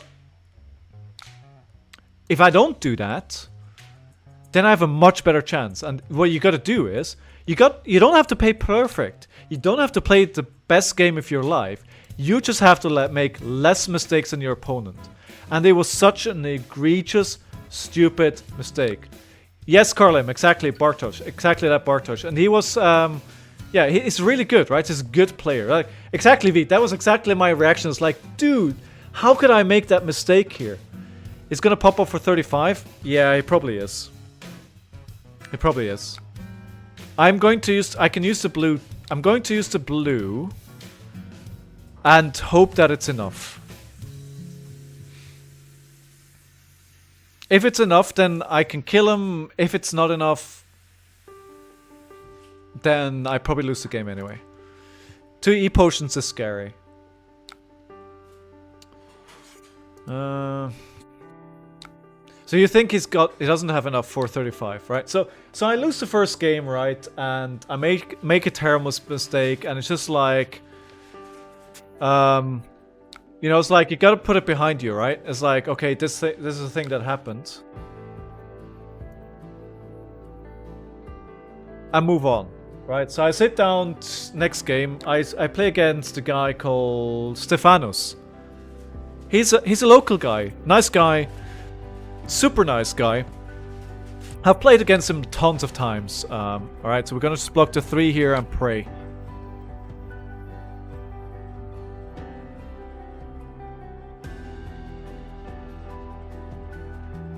And sorry, my dog is seeing something on the screen there. It's making them angry. Alright, let's see if this was enough.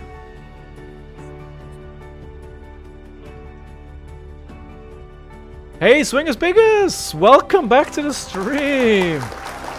Yes, I am right back into it. Dude, I need to test like crazy.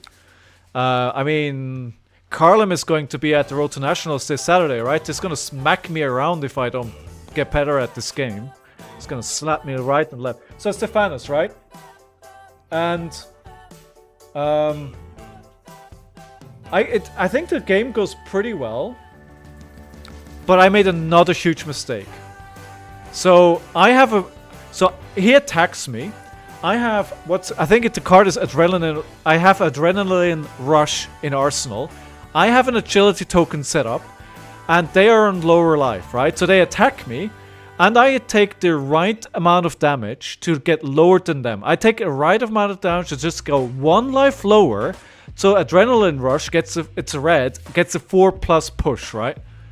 And I have another card, I have an agility token, it moves to me. My brain farts, I zone out, I don't know what I'm doing, and I play the other card first. And they take it. And they're now lower than life than me. I play the Adrenaline Rush, and I go, Adrenaline Rush for 7. He goes like, no, it's 4. I'm lower than life. I'm like, fuck.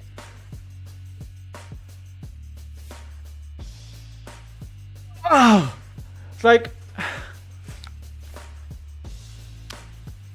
So I lose the first 2 games of the calling, just because... idiotic mistakes, right? They're beginner mistakes. They're because I didn't pay attention, because I didn't look at my hand properly, because I didn't think about what I was going to do, what's going to happen, evaluate the board state properly. That's why I lost those games. And those are the games that frustrate me. It's like sometimes you just lose games. Like you'll just lose. The opponent is better. You draw badly. Whatever. But if you make stupid mistakes like that, that's what you can avoid, that's what you can control, and that's the games that I need to win. Wait, did they just completely whiff here?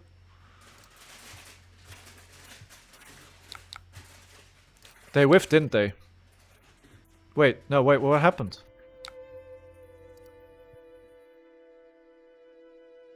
Wait, why didn't I get this? Oh, alright.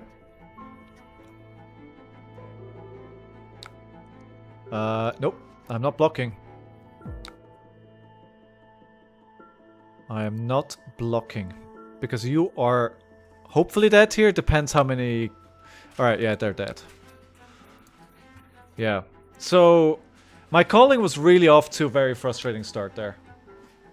Learning to slow down is huge, man. Yeah, it is. And I keep making this mistake, right? I keep making this... Like, I just can't get it. Now I think... it's also a nerves problem, right? I need to get better to be calm. By the way, we win. Thank you for our opponent for the game. Rick Camillo, thank you very much for the game. Thank you very much.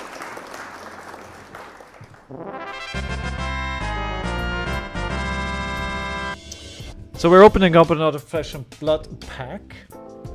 The stresses of big tournaments are real, and Talishar casual members don't prepare you for stress-related cock-ups. You're absolutely right. You're absolutely right. And I think it's one of the big problems that I have that I need to find a solution for. Because they're unwinnable games, you have opponents that are better, so the wins that you can win, you need to win. Now, you can make day 2 at the calling that we had with a 5-3 record if you win early on. And I ended 4-4, right? I win one more game at the very start of my tournament. I could make day 2. I can reach my goal. But no, instead I make 2 stupid mistakes. And you can see how passionate I'm talking about this. Like, this is really... It really gets to me. It's like, it seems like just a step that I can't take forward. Alright. What pack do we open? Heavy. Monarch. We have Crew. We have Everfest. And what is the other one that I keep forgetting? DDT. Alright, let's go for it. Most of these boxes that I'm currently opening, aside from UPR, I actually haven't opened anything good at all yet. Playing in person really helps as well. It does. Talishar lights up the cards you are legally allowed to play, and you don't get hits like that in paper. Yes, playing in paper is very important. And that's, I think that's a very good point. Synthetic, you're raising a very good point. For instance, in my first game on Friday playing Levaya, as I already mentioned a few minutes ago, right? The mistake that I made was that I forgot to play after Transform that I could play from the Banished Zone. First of all, what a rookie mistake. Secondly, Talishar shows you those cards you can play. Right? Talishar shows you, oh, you can play these cards from the Banished Zone, by the way. Wouldn't you like to play one of those cards? Right? So that's why my local armory doesn't run this week, and I've asked the guys if somebody's willing to test. Heavy, we're going for heavy. More votes, please. And by the way, guys, if you haven't followed yet and you're enjoying the stream, please hit the follow button. So yeah, that was a doozy. The first 2 games, and you know, what are you gonna do? Then I play into Adam on round 3 in Kasai. I win that game. I think Adam was a bit tilted. We were both at 0-2. We knew that to be guaranteed to go to day 2, you need a 5 and you need x2, right? And I think Adam was more tilted than I was, so I played the game and I won. 9 votes for heavy. I don't think I made a lot of mistakes there. I don't really have a lot of notes for that game. Then I play into James on Betsy. And heavy, let's go. Let's go. You want to see heavy?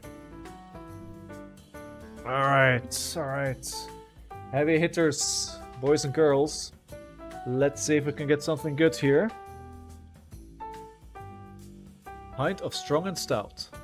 Hold'em, Pack Hunt, Agile Engagement, Command Respect, Wage Might, Lead with Speed Red, Rising Power, Glory Seeker, Trade In, Vigor Girth, Beast Mode, Pay Up. Let's go, Majestic. Concuss, Yellow, and then... Alright, Pay Up. If the defending hero controls the gold, this gets overpower. If we get this in our pack, very easy pick 1, right? Easy pick 1, yeah. Yeah. Hey Lilian, thank you very much for being here. Good luck with Kasai in your armory. I'm keen to hear how it went. So this is an easy one, but you can't count on this. Like, let's ignore that. Let's assume that this is not in the pack. I tend to agree with you, Swingers Biggers. I think... By the way, it was really nice meeting you this weekend. Lead with speed, red. Maybe agile engagement, but the lead with speed keeps you more open, right? And it creates an agility. This is less conditional than the agile engagement. While the agile engagement is really good, this is less conditional. So I think that probably makes a lot of sense. I don't think there's much more here. I mean, the pint of strong and stout is good-ish, but yeah. Yeah, anyway. Good. So,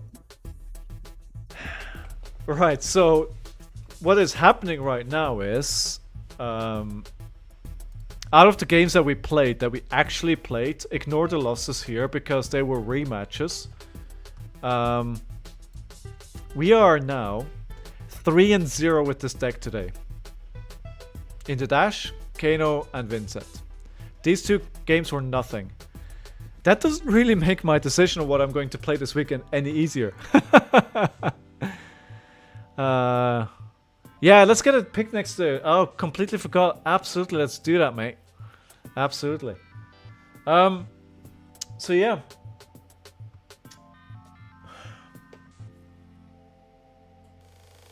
This doesn't make my decision much easier. But again, I think one of the lessons I learned this weekend that Talishar is no way reliable to tell you how good the deck is actually going to be on competition day. I have not tried KO, either later today or tomorrow. Because my confidence is shot on Levaya. I'm trying other decks. Like, I shouldn't change. I think we had this conversation on Sunday, right? I shouldn't change. I should stay on the deck that I have reps with. But, dude, it just... I have no confidence in being able to win enough games at a Road to Nationals to qualify on Levaya right now. There's just too many things moving. So of course I'm going back to my comfort picker, right? And this is Toby's deck, and Toby knows what he's doing, right? Yeah. Do I need this? I mean, to hold the line could be pretty nice here with the tomb, but it needs to be in the right time. Alright, I think we'll play this. They could go for fatigue, but we don't want the D reacts. Alright, let's play this. 61-60. Alright. Round one, fight! Oh, Blower's Bellow. Bruno! Wait, is Bruno? Is Bruno? Bruno? Just reminds me of the song. Oh, they're just gonna... Oh, just casual 3 Ether Ash Wings and then Ash? Right. I know what I'm in for, huh? Alright, let's go with the Blood Rush immediately. Okay, so... This is a bit of a problem though, because we can't play the Savage. I think it's local to Plymouth, as I've played them there. PQ RtNs. Alright, nice. Nice. Mandible Claw, 4, 5, go again. Bruno Cracco. Good luck to you, Bruno. We don't talk about Bruno. Right, so let's just get this turn.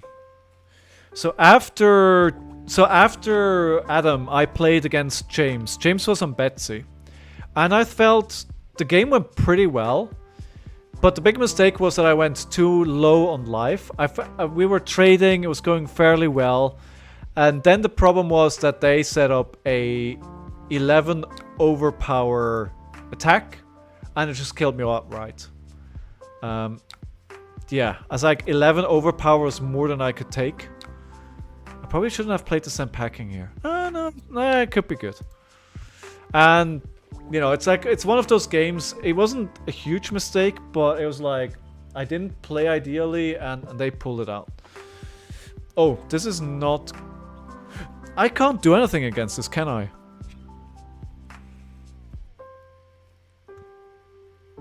I should have... You know what? I should have taken the Gambler's Glove here. I should have taken the Gambler's Glove. I miss that. Gambler's Glove needs to come in for illusionists. Because I think I need to roll here. I think that's a mix. I should have brought the gamblers. Oh shh.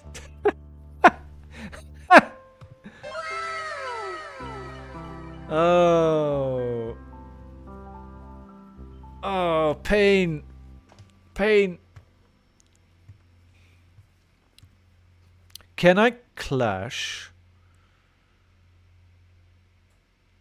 Can I clash with a dragon? I don't think so. I don't think that works. Because it's the attacking hero, right? Yeah. So this has no phantasm. I think I'm pretty much... I think I need to... I think this is one of these games where... So this doesn't have phantasm anymore. They still have an action point. Wait, what? No, it should have lost phantasm. Why does... Oh, it's got the freaking... Yeah, okay, no, I get it. It's got the bloody dust. Now the phantasm triggers. See, that's one of those things, right? The Talishar tells you this, right? If you knew what you're doing. Yeah, I need to roll. I'm just gonna take... I need to get rid of Chromaya and Mirror Guy. If I don't get rid of that, then the game is over anyway.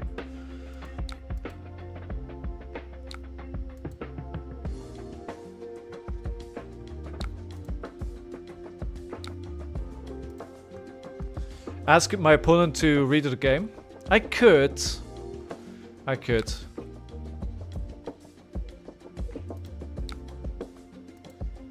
Oh, you mean in person? Right, okay, got it. Oh, hello. That's better.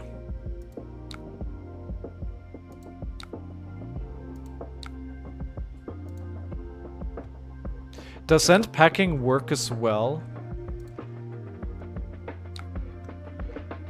When this attacks a hero? No, it's only when you attack a hero. Well, that's sad. But I need to use it. I certainly don't want to use the swing big.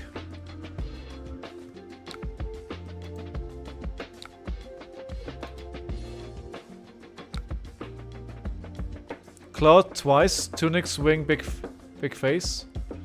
Claw twice, tunic, swing, big... No, because I can't... No, I can't get rid of the 4 damage dragon. Yeah.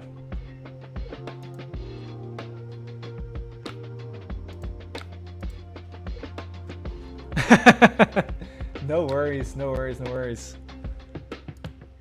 I'm just glad I'm not making mistakes, right?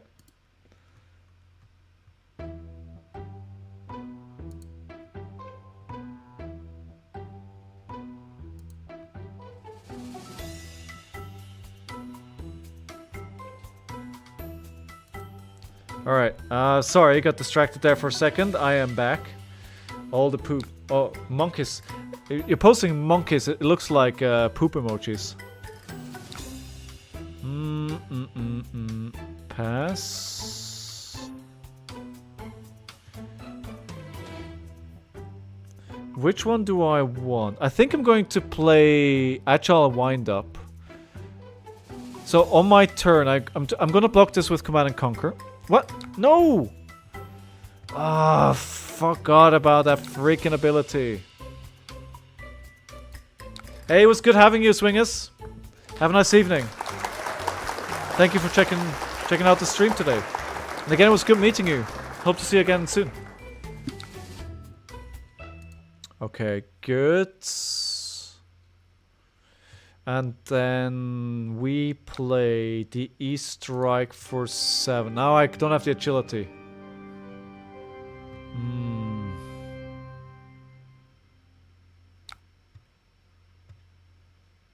31 to 33.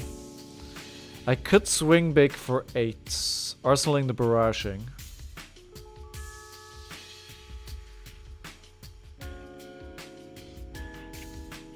Feels risky. I don't want them to get a quicken token. I really want to. I can't, because if they fully block swing big, they get a quicken token, right? And I don't. I think they're actually, because they're dragons, they're quite happy to get that quicken token. So I don't want to give them that. Although if I kill the dragon, it doesn't matter, right? It kills the turn anyway. Okay, right. So they took all of that. Ooh, I drew 1/6. Jeez, lucky. Okay, so the first dragon loses Phantom. So that's the second mirror guy. And Chromai again. Again, the combo. And more arcane damage. So I'm gonna need to let this hit. Then they're going to attack me with an Ishar Ashwing to waste basically my 6 here. It's fine. I need to do it. Wait. What? The action point. Oh my god, I messed up.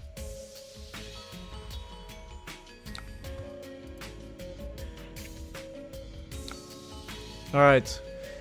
Lucky they didn't attack more. They're afraid that I have more, right?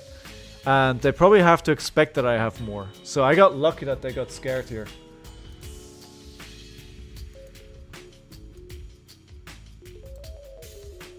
So I gotta roll Scapskins again. It's like I need to do it again. Got lucky again. I don't like, the last thing I want to do here is use the swing big for a mirror guy, but again, it's one of the situations like I don't really have a choice. I need to get rid of these dragons ASAP. I wish I could keep the Smashbuck Alehorn, but yeah, again, I wait, no, I can use the barraging, right? But that, no. The barraging, I don't have to, no, I don't have to use it. Because this, that's fine as well. I think I prefer, actually no. No, let me use this. Because again, I'm afraid of them blocking it to then getting the advantage of the quicken anyway. So I think arsenaling the barraging beatdown is probably better. I actually haven't seen my new spicy card that I've been wanting to test all evening. So one of the cards that one of the things that I'm trying to do with this deck is build up to a Show No Mercy with a barraging to win the game. I haven't been able to do it all night. Alright, 3 go again. 28, 24. I'm not gonna block this.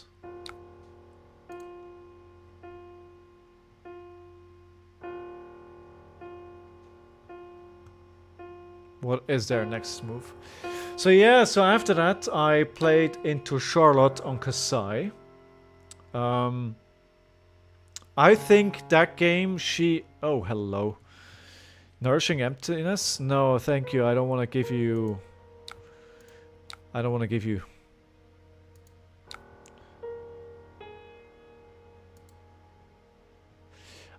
she was in Kasai, and I think she played very conservatively.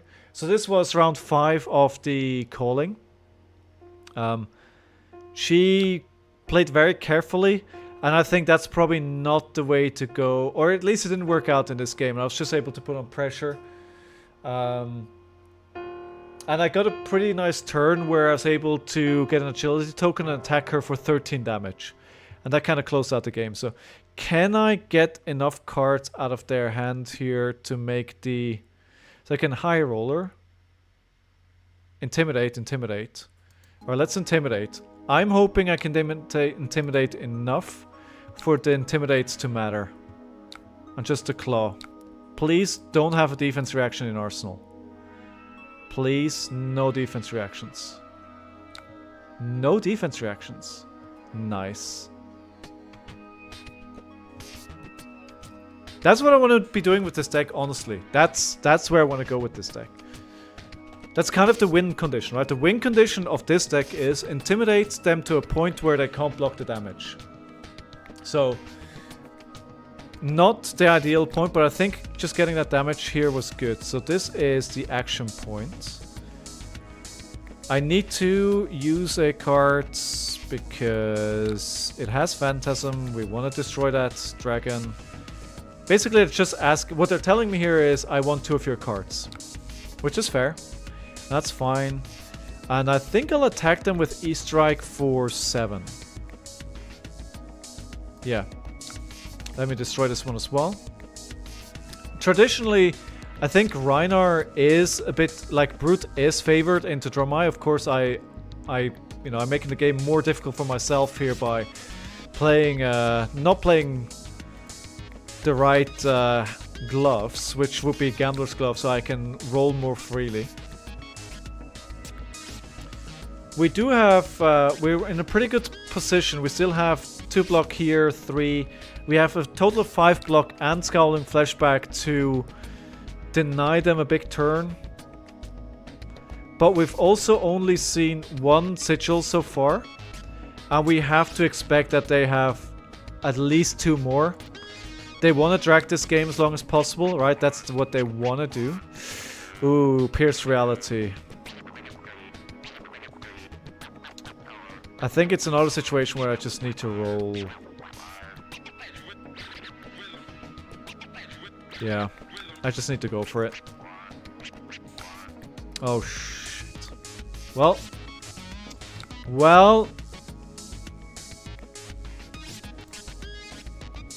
I think I probably just lost the game here on this roll. 1-1. I mean, basically, I gifted them 2 turns, right? So if I still manage to pull this out, it'll be a big surprise. But also, if I still pull this out, it'll go to show you how good this hero would be if you played it with the right cards. Okay, good. Maybe this is going to be the first loss today on this deck. We're still in it. Alright, I need to roll again. I need to... And that's the problem with Spectre, right? Go again doesn't work. Oh shit, I need to... Do I just ignore them?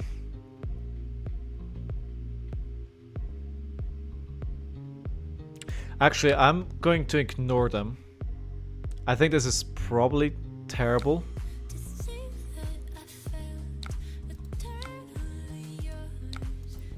Let's see. So the way this card works is, right, if they have no cards in hand, this gets +3.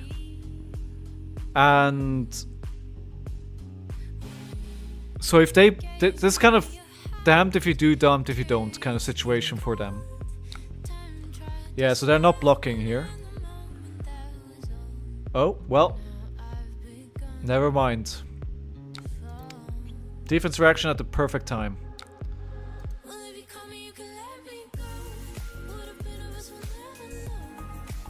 Well, 7 for no.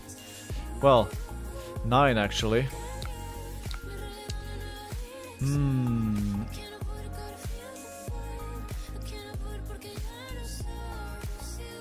I think what I'm going to do here is I'm going to block for as much as I can. They don't have go again on this. Oh, they can use Snapdragons, right?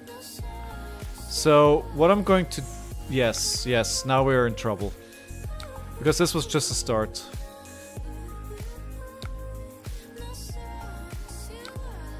Alright, so this... Wait, am I forgetting a dragon here? Or is this the end? This is the end, right? Yes.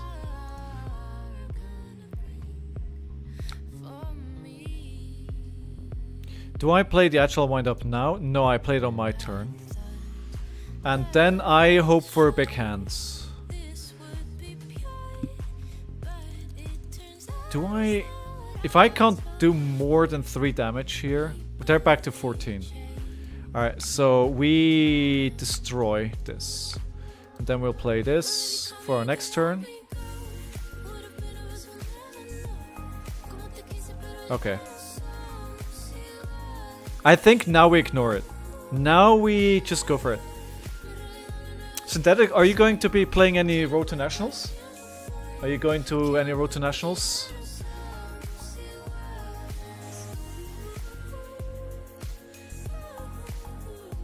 Let's see. So they have nothing on the board at the moment that would let them avoid Phantasm. Oh, hello, Command and Conquer. Oof, this is painful. Right, let's block this. I think...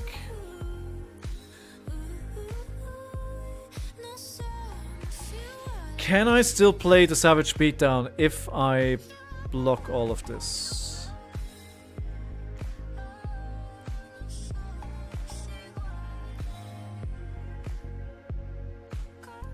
Let's try.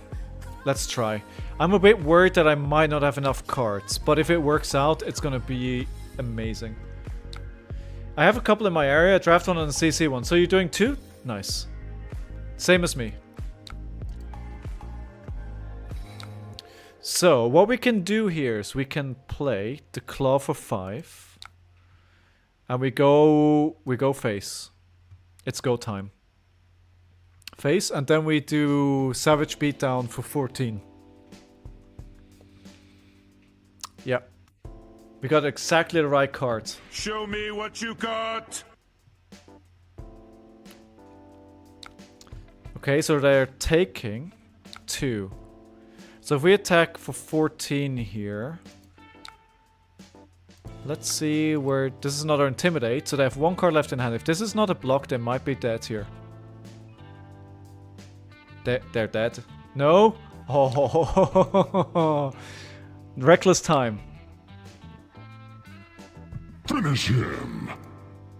Right, almost though. Almost.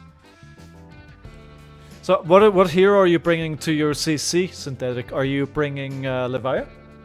Is that the plan? Alright, 19 to 2. We haven't played any Reckless yet.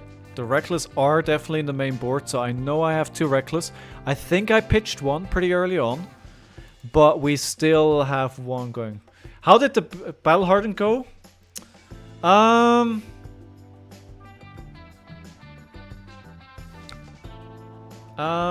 Did not go well. It did not go well. Thinking about Leviathan, if it doesn't get any better, I'll bring Max. Like Leviathan is just so hard to master. Wait, so... Okay, so this has Phantasm. There's nothing to prevent Phantasm. So if I played this, maybe I'll just arsenal this. Let's pop this here. You're still not over how Prism won, right? And our friend Kingston that is on the stream here, he brought almost the identical deck, and it's pretty sad that, yeah, it wasn't them. Alright, let's attack for 7 here. It's a nice break point. I think at this point I just ignore the board state.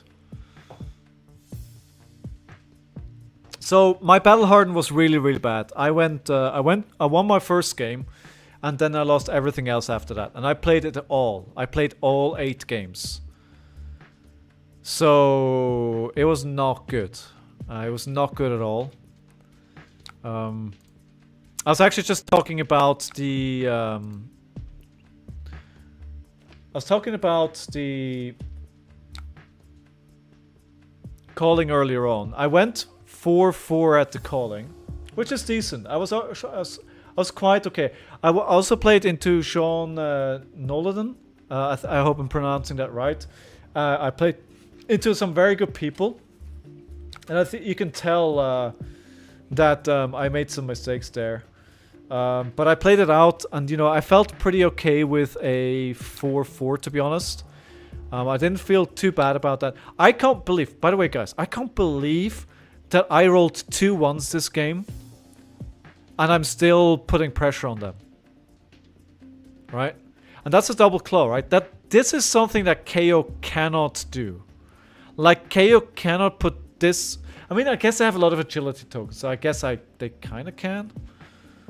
Alright, let's pitch this to discard the Beast Within. Draw 3 cards.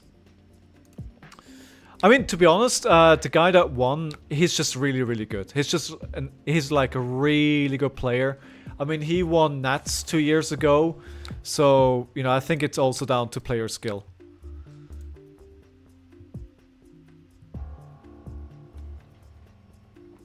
Yeah.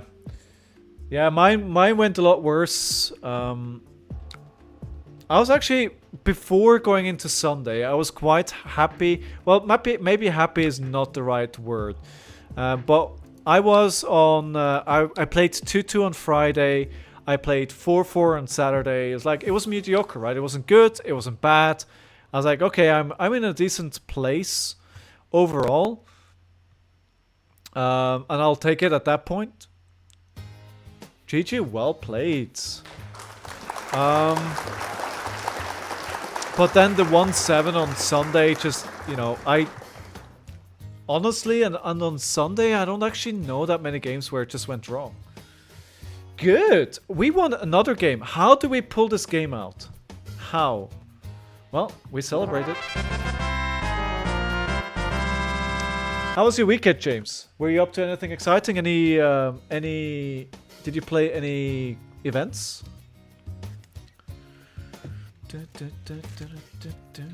Alright, let me put this Majestic from earlier on in a pack.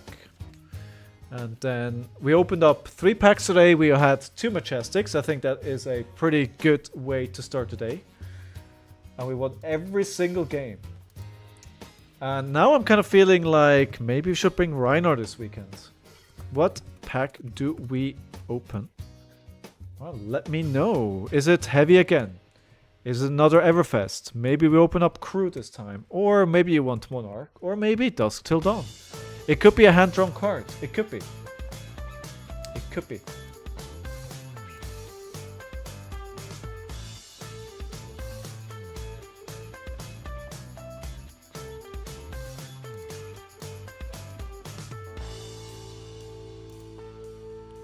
Okay, so let me bring this back up here.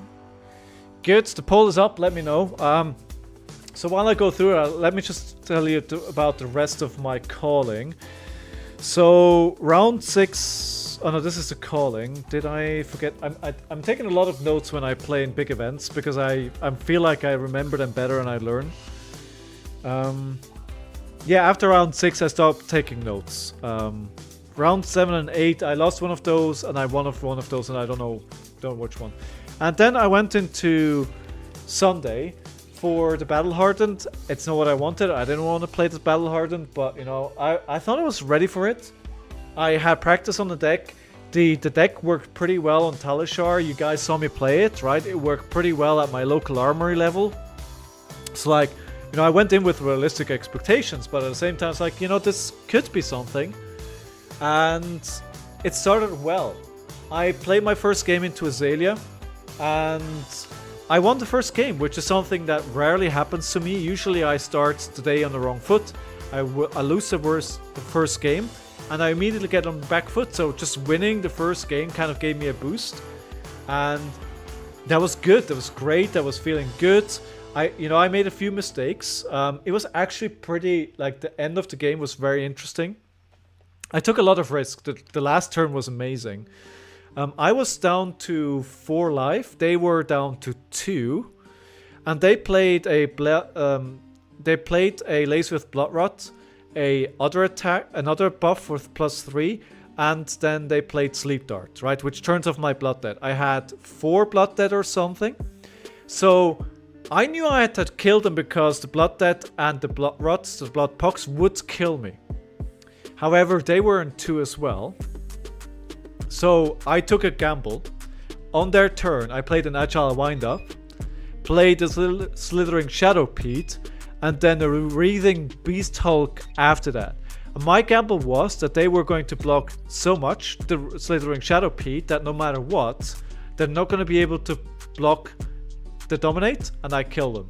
And that's exactly what happened. I was like, but it was pretty amazing. Like, probably one of my best thought out plays that day. All right, let's go to the card cam. We are opening heavy hitters. Let's go over here. Good. Let's see, maybe we can get another spicy card out of this pack. Bearfangs red, Edge Ahead yellow, Thunk yellow, Pack Hunt, Vigorous Engagement, Lead with Heart, Mighty Windup, Lead with Speed, but blue, sadly, Starting Stake, Gauntlet of Might, Money Over Mouth is red, Down But Not Out, yellow, Rawhide Rumble, the first rare. No, that's the second rare, sorry. Then at full slot we got Lead with Power, and then the rarest card in the set, Centauri Cell Sword. They're actually pretty hard to get. So, Harrison, hello, welcome back to the stream, my friend. So, what do I pack one, pick one here? So, Down But Not Out probably has to be the card. We saw, if you guys saw the stream, if you saw top 8 draft of the calling, you saw how much work this card can do. If you play this card right, if you're a good player and you know when to play it, it's such an extremely good card. And I think we saw really the players. That's hi Horizon. Alright, I think this is probably my pick. I think the Money Over Mouth at Radis is probably a pretty good pick as well. And it probably comes down between those two for myself here. Yeah, if you guys haven't seen top 8 drafting of the calling from this weekend from Liverpool, man, go check it out. It was like guys like Pablo Pintor and the others, which are really in the top of the game, and it was really a masterclass of how you play Flesh and Blood. It's like I was sitting there just marveling at how they make the decisions and what cards that they play. It was amazing.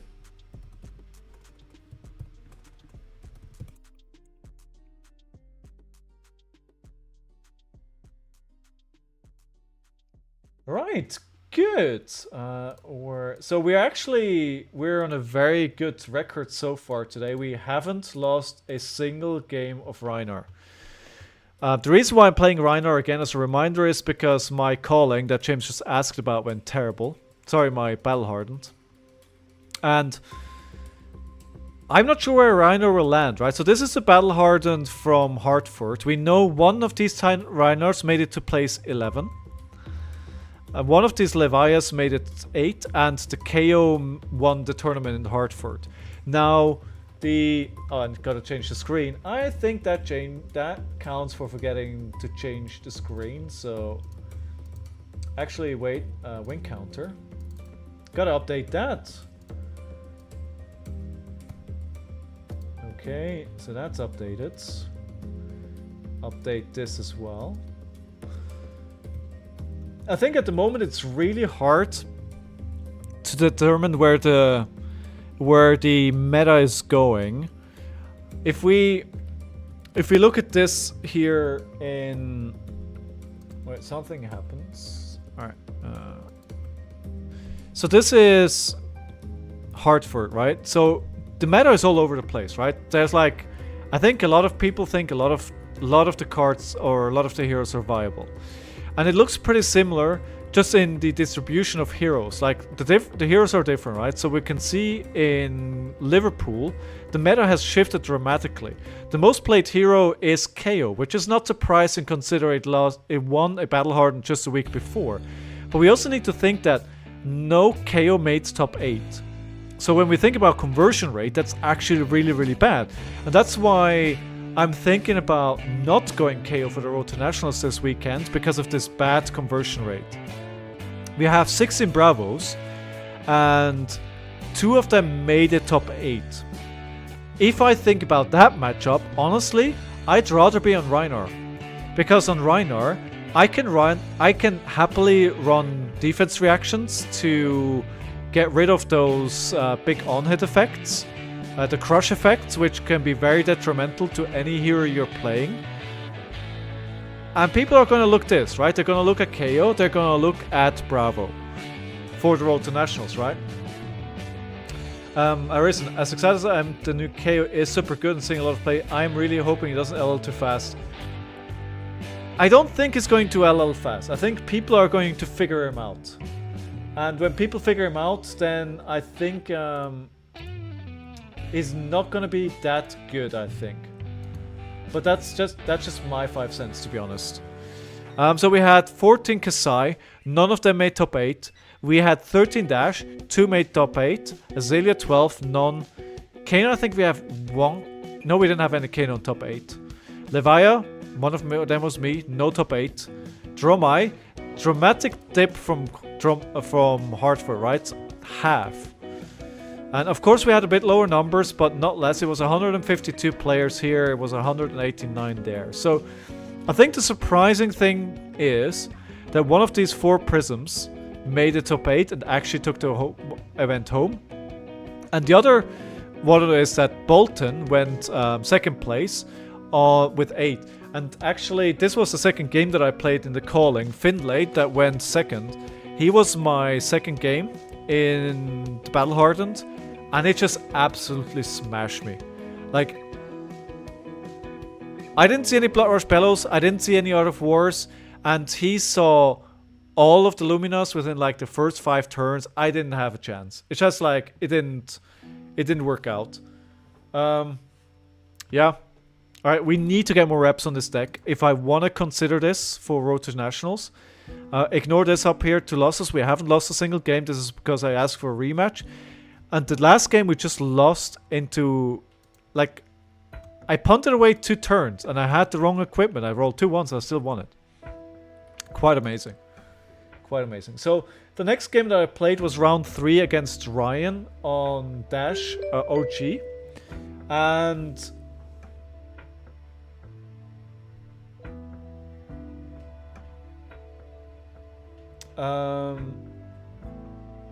alright. Okay, Katsu, this is interesting. I think we can't outrace them, so we have to go a block strategy. I've historically struggled into Katsu. I got some tips from Mr. Swinger's Biggest this weekend. Let's see if we can make this work. Now, the clash is really good here. Hey, Infection Zoe! Welcome to the stream. How are you doing today, Infection Zoe? Tell us where you're from and what is your favorite hero in Flesh and Blood. Do they play Art of War? They don't play Art of War.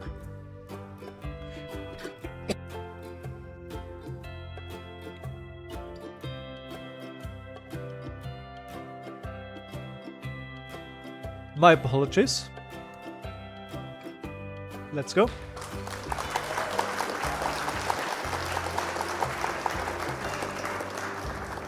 Oh, right. Nice, Zoe. Oldham was really good. Oldham was a really good hero.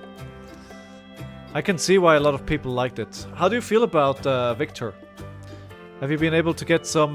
wait, actually this is wrong. Sorry. Sorry. Sorry. I'm sorry.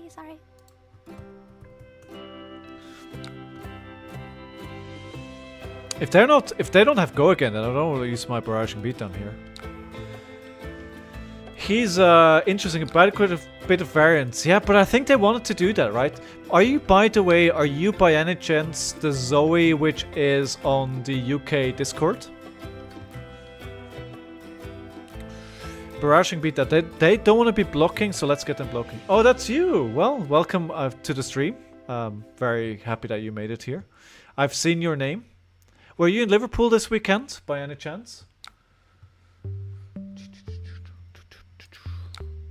Alright, so 2 intimidates here for 10. Oh wow, they're not blocking it at all. Wow. Alright, 8 damage I guess. You were in Liverpool, how did you enjoy it? What did you play? Did you play the Calling and the Battle Hardened, or what did you play? So we don't want to block this, right? We don't want to block the next one. We have a 4 block in Arsenal, so if they present 4 or so here, we're actually quite good. Well, this doesn't have go again, my friend. Are you bamboozling me here?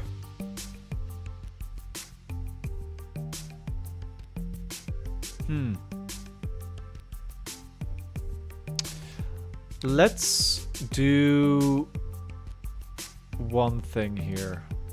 Let's account for... oh, wait, no, that's wrong. Sorry again. Sorry, I'm sorry. Sorry. Just played sides. Oh, cool. I hope you had a good time. Calling but drew bats.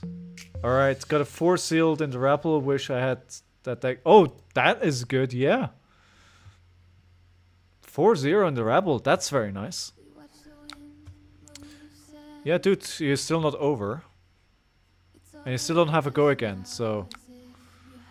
okay, I mean, yes, you can do that. You know, you're over. Okay, this is an interesting turn. Yes, okay, so you're giving it go again then. Okay. No go again. Oh my god, everything is hitting. Oh wait, actually...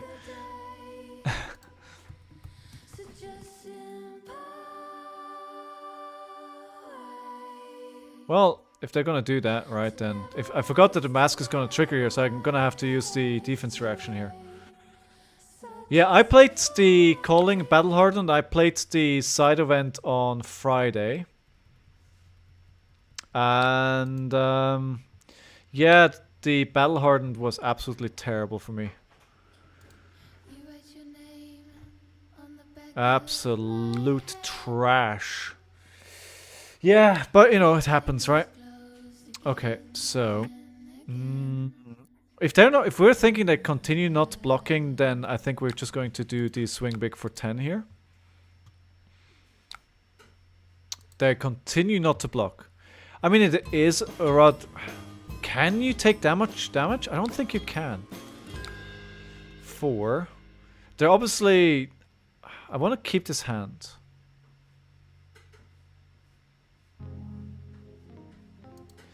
Alright, let me block for 4 here. We've already seen 2 ancestral empowerment. How do you feel about Zoe? How do you feel about Victor? He's, you know, people joke he's called Gold Tim. Is he going the same direction as Old Tim? Is that where you picked him up? Do I play Scowling here?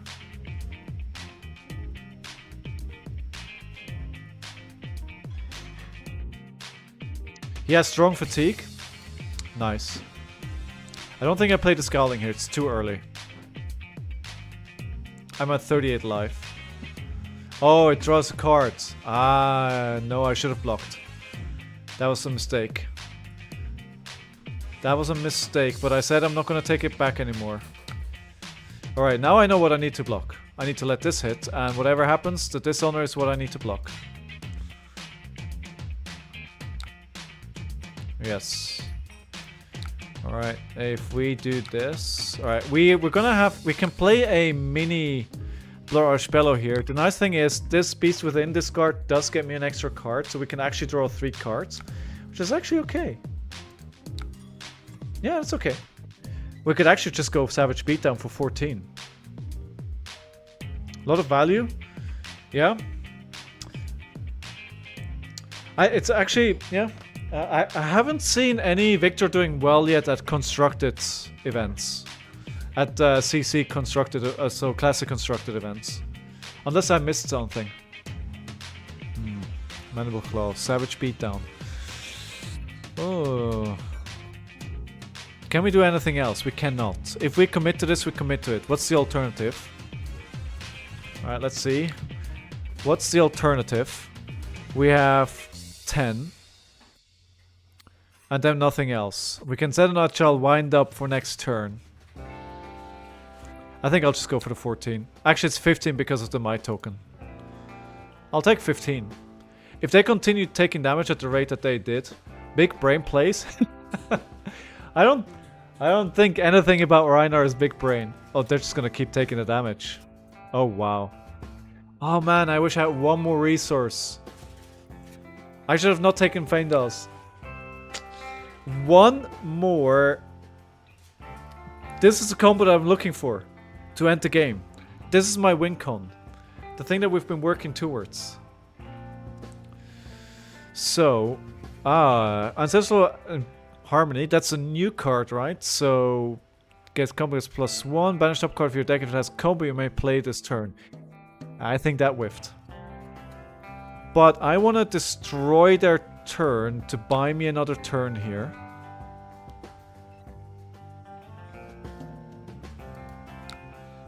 All red hand. That's basically what happened to me in the Battle Hardened.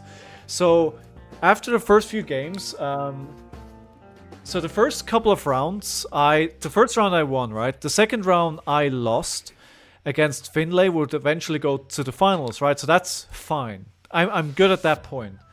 Then I go into -IO, and I draw into the Spello turn. The cards are all red. After that, I draw up all red hand again. Next turn, all red hand again. So, actually, let me block. Oh, I don't have enough resources. I'm just lacking one for. But I can attack with. I'll just do the Mandible Claw for 4. So, or do I actually let me? No. I'm not going to attack here. I'm just gonna put the Barraging because I could potentially win next turn. If I just impatient here, put the Barraging in there. Okay, 2 intimidates, 3 intimidates. But I'm again lacking 1 resource.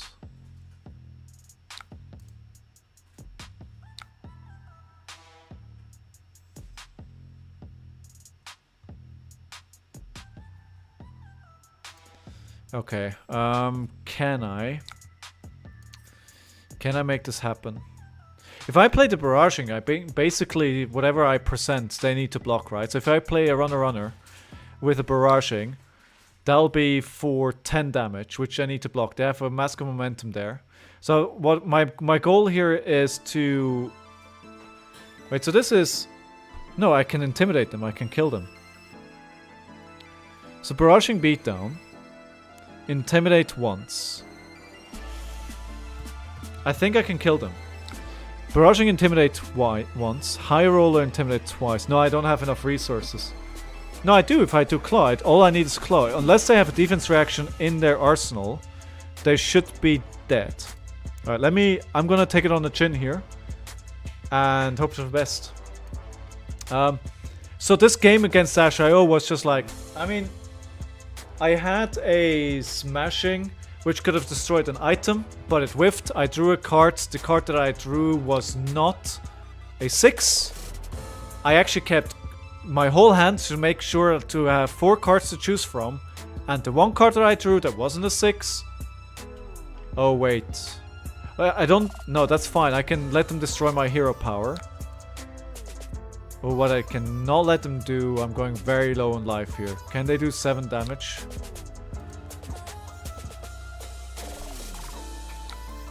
Shit. Is this enough for them to kill me? Oh man, it's just enough, isn't it? Alright. Okay.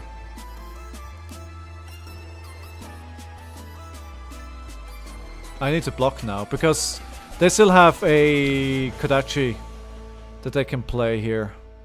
I overplayed my hand.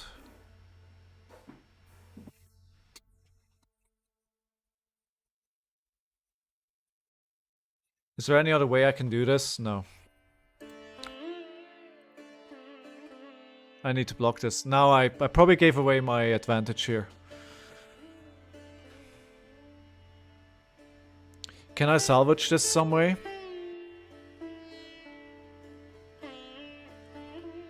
No, I probably lost it now. I probably lost it. Because of this 1 additional damage I can do. So do I block this? No, I'll... do I block this?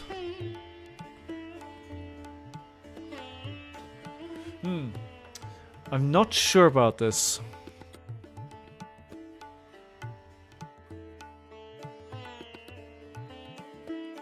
So what do I do, right? I play the Barraging Beatdown into a Claw. I could roll Scabskins and just go for it. If I... Yeah. This is not what you should be doing. If I roll a 1 here... Oh my god, they still have another attack.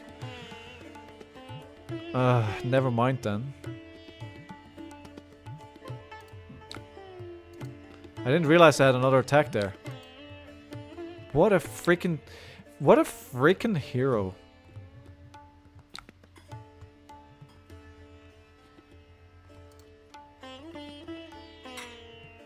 Oh. Okay, alright. Shouldn't have done that. Yeah, now I lost the game. Now I lost the game.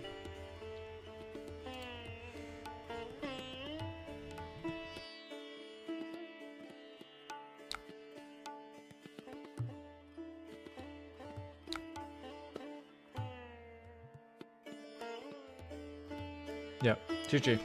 That's my mistake though. I gave this game away. I think I could have won this, but I gave it away.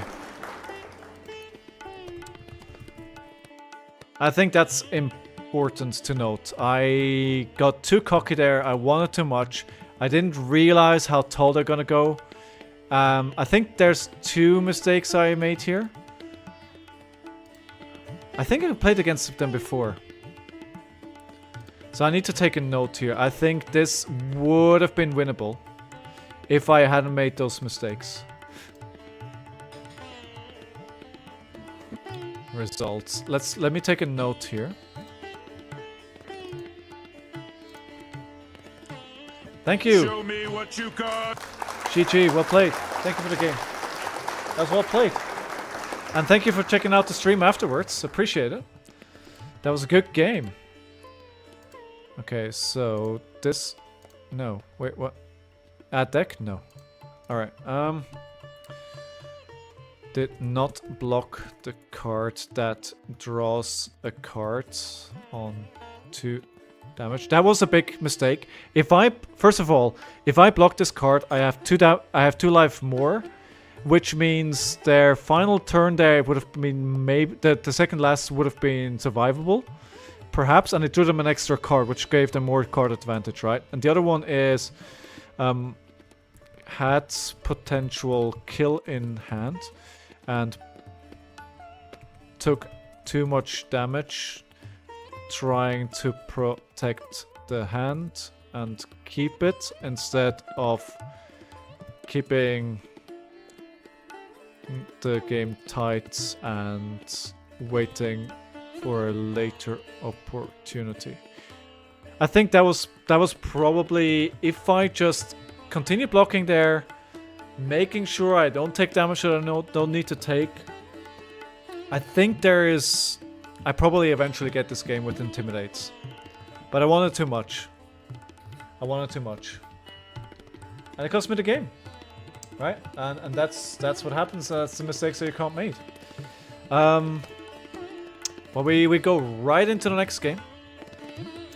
Right into the next game. So, just to continue the recap here of the calling. So after Ryan on Dash, which I lost, I think that game actually... First of all, I was expecting Pistol Dash because that was the dash that I had played before, and they came with Aggro Dash. And I think if I block a bit better earlier on, I can probably win that game. I think I took too much damage early on, and they were very low with cards at the end. I think I could have won that game. They're gonna draw? No. But we... let's play the our Smash for sure here. Alright, let's go. The games are flying in quick here today. Oh, this is Aggro Dash. Okay, interesting. So we're on a blocking strategy here. Let's see if we can fatigue them. Let's actually see, instead of just trying to go for a win, let's see if we can fatigue them. After Ryan on Dash, I played into Christopher. And again, I had a Blood Rush Bellow turn that was all reds. And honestly, what are you gonna do? I'll be honest, if you just have all reds, Blood Rush Bellows, there's just not much you can do. It's just like, It feels so bad. Alright, I'm not going to be able to preserve my hand here because... I was going to say I'm hoping for a Beast Within discard. I got it. I got it. By the way, let's start this Round properly. 1, fight! And yeah, if somebody new is on the channel, you guys have any questions at all, you want to know who I am, why I'm doing this, or whatever, please do not hesitate to ask any questions at any moment. Right, 5. They're not... I'm predicting that... Oh, I was gonna say they're not blocking. They are blocking. If I play the Barraging Beatdown and then I play the Mandible Claw, they're not gonna be able to block this because they only have 1 card left in hand. That's gonna be for 9. And then I think for my next turn I play the Agile Wind Up. Zajan666 wants to talk. Why RHINAR over KO? My main reason is that people are too hype on KO. And I think KO is better into Bravo. RHINAR is better into KO because of the 2 attacks. Bravo. RHINAR is better into Bravo. Let me start again.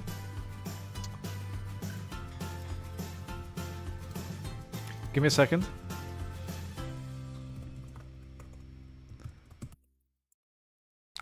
At least, you know, I can't do more here.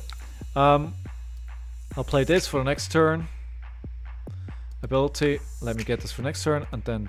Again, this was not a good turn, right? This was not a good turn. I could only... This is basically an epitome for my weekend. So first of all, I think RHINAR is better into Bravo, because KO doesn't run any defense reactions. I think RHINAR is better into Illusionists, because you can go wider, because you do have 2 claws. You can challenge me on that. And I think... oh. I don't think I block here.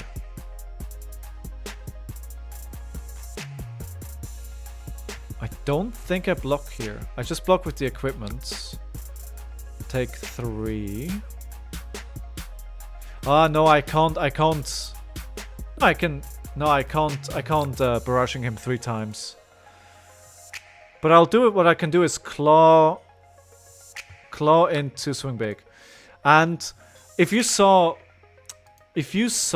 the conversion rate for KO for the Battle Hardened, it was really bad, right? That's the point that I'm trying to make here as well.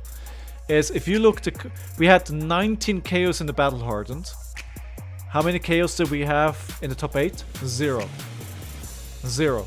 And I think the first Battle Hardened where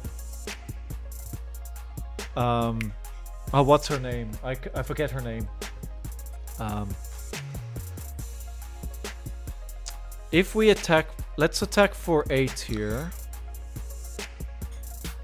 Bolton is scary. Bolton is very scary. And that was the game, that was my second game that I lost, right? Come on, block another hand. Block more, block more. I want to do another barraging.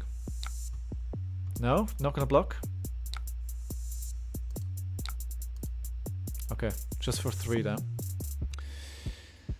So...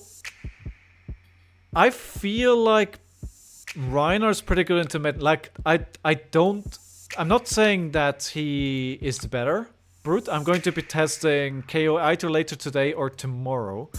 But I think KO had the element of surprise last weekend, right? People probably weren't properly prepared. They didn't know what to do exactly. And I think that definitely played into... That was a factor why she won, right? But it might still be the better hero. Like, I think it's just a lot more linear, and if your aggro plan doesn't work out on KO, then what do? I think RHINAR is more flexible, and I kind of like that. And honestly, I've been playing RHINAR for 2.5 years. It's just my comfort hero, so you know, there's that as well. I think I'm just gonna block for 6 here, for 5 actually. Actually, let me go to 7. Block this out. I'm going to play the swing big, and with the swing big now, the advantage that I have is that I have a might token, so that's going to be for 9. So if they want to get the go again somehow, It's going to be a lot more difficult. Okay, good. That's actually really good. They're not going to attack me more. Alright, I'll just play the swing big. I'm pitching away the Blood Rush Bellow, right? I'm pitching away the Blood Rush Bellow. I'll swing big for 9. I could actually have played the Blood Rush Bellow here. With a different line. I could... Yeah. I could have played a different line here. Huh, let's see. Let's see. If we're trying to fatigue, this might be relevant. It's rough for Brute because the soul charge ability and the breakpoints. It is. It is. And yeah. It's like, if the Bolton player knows what they're doing... Yeah.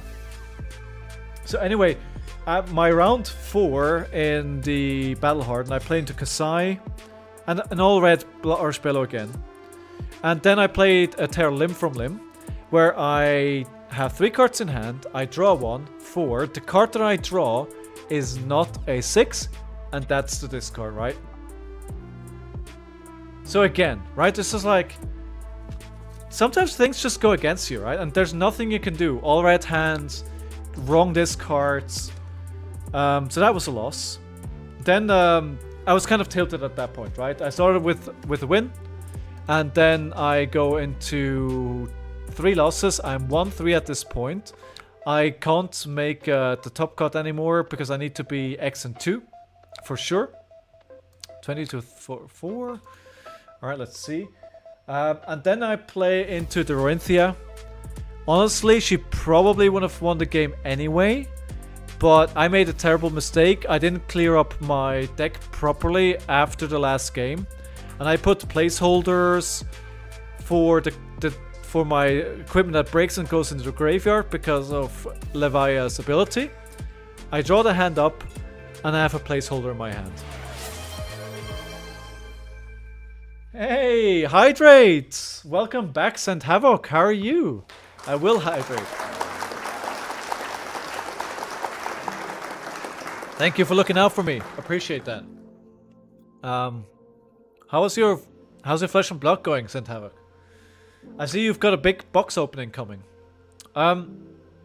So I called the judges in game 4, and because the game is well underway, I get a match loss.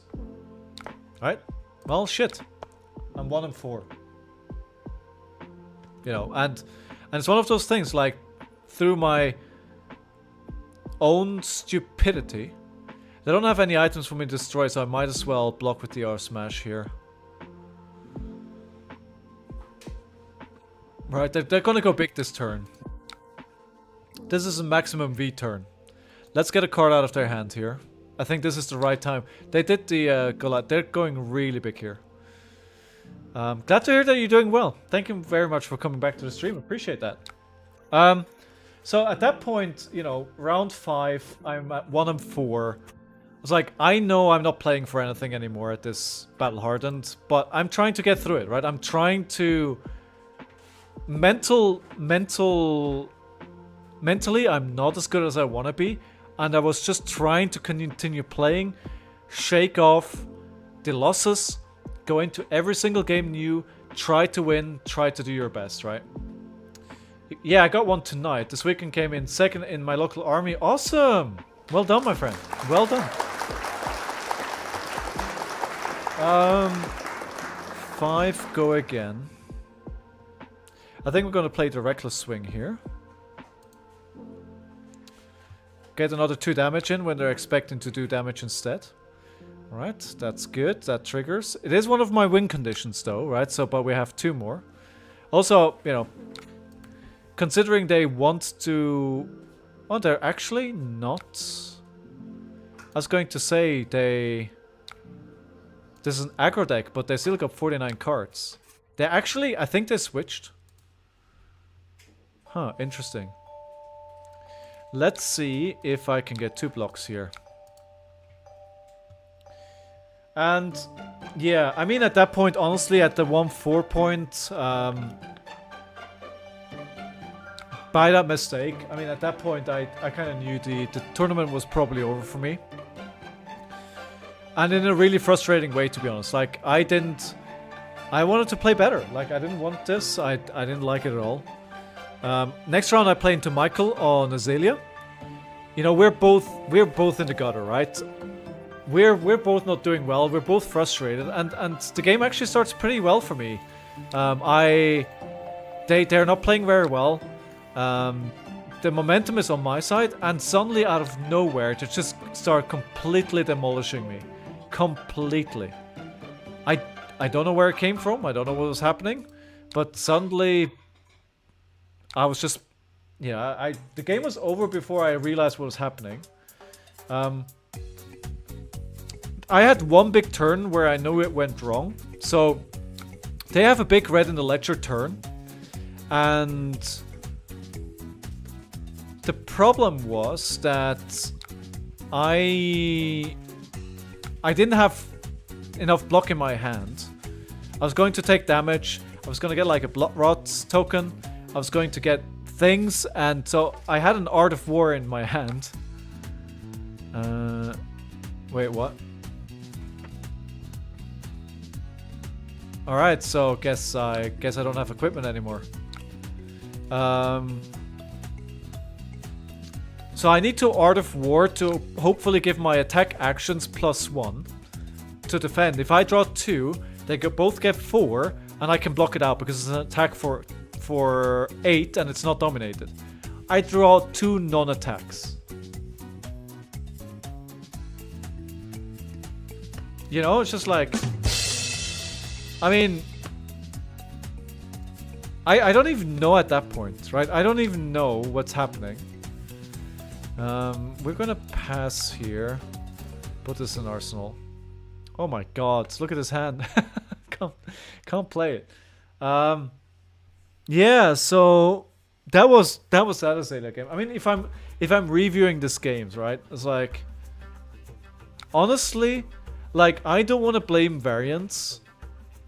You should never blame variance. You should look at yourself in the mirror and think about, well, even if variance went against me, what could I have done differently to not make the variance matter or matter less? But I felt like on Sunday in the Battle Harden, everything went against me. Everything went against me. Oh, come on, dude. I mean, I can give you the equipment if you want. They're not going to be able to play anything else here. Alright, let's take 1, and then we set up a big turn next turn. We play the Smashback Elhorn. Classic. Claw for 3. And, yeah, it's exactly troll, right? Exactly, right? And I think that's when I started to realize that, you know, no matter how well the deck performed when I was testing, no matter how well it performed at the local armory, I was like, you have those extremely good games, and then you go into a big event, and it's just pure, excuse my English, shit. I was like, there were just games that I lost that I couldn't do anything. It's just, you know, the question is, do I want to play a deck like that? No. Honestly, right? Like, when Levia is good, it's awesome. Do I want this? Yes, I want this at the top. I'm going to play a Blood Rush Bella turn here. But when it goes bad, it feels absolutely terrible. And sadly, you know, more often than not, you can't control it. And I'd rather play something which is more predictable. And both other brutes, KO and RHINAR, are much more predictable. So I'm in a situation now where I need to think about what am I playing on my Road to Nationals. I have one classic constructed Road to Nationals that I'm playing, which is going to be this weekend. So I have 6 days. I have 5 days to prepare for that. I shouldn't be changing decks at this late in the game, but like the way that those games went on the weekend, I don't want to go anywhere near Levia at this moment. But at the same time, what if it just was variance that day, right? What if the variance is in my favor next Saturday, right?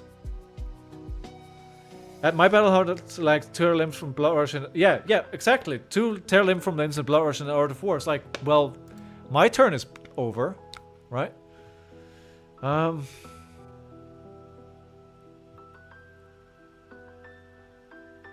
By the way, this is not a good Blood Rush turn either. I'm not going to be able to play anything after this. So instead of the Claw then, I should play the Recurromp. Or the Savage Feast, because then at least I get another card in hand. Yeah. Me when I pull all red... And that's the thing, like, we can't forget, right? It is a card game. You have 60 cards in your deck. Sometimes they're all blues when you don't need them. Sometimes they're all non-blocks when you don't need them. Sometimes they're all reds. You know, that stuff happens, right? But it feels like with Levi it just happens more than with other heroes because there's more moving parts. And what I found myself in is like I often had games where... shit, I'm missing one resource to properly take advantage of this turn. If I had a blue here, I'd be in freaking heaven. Because they're just attacking for 2. But they're breaking... No, they can't break. They can't do anything else. Alright. I mean, let's get them to block here again. America was what, 12 blues in a row against the Drama SSK. Oh my god. Ew, yikes forever. Alright, okay, actually that reminds me I need to change something. Right. I need to change something after this game. So, you know, so what was the last game? Like, then I play into Kasai. Cassia. Actually, her name is Cassia. On Viserai, right? This is probably... I was sitting at 1-5 in the Battlehorn. Probably one of the closest games all weekend. And it's like, we're at the very end of the game, right? And basically, she just had a massive turn for like 11 rune chants and 10 physical damage, and I have to do everything I can just to survive. What do we do here?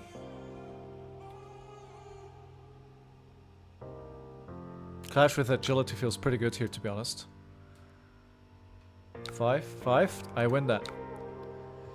Cool. Well, that's good. Because then I could play the Savage Feast.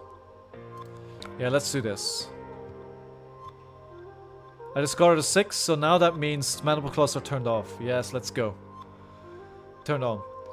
I don't think you should give up on Leviah if you enjoy her. I guess the issue is deciding if you want to win or win while playing as X-Hero. You know what my goal is, right? I'm streaming here. I'm doing this because my big goal is to qualify for Pro Tour Amsterdam. Right? That is my declared goal. That's why I'm doing all this. And... Oh, GG, well played. Round of applause for opponents. Sergeants. And... Sorry, give me a second. So we're gonna open up the next pack. Alright, we're doing Happy Dance.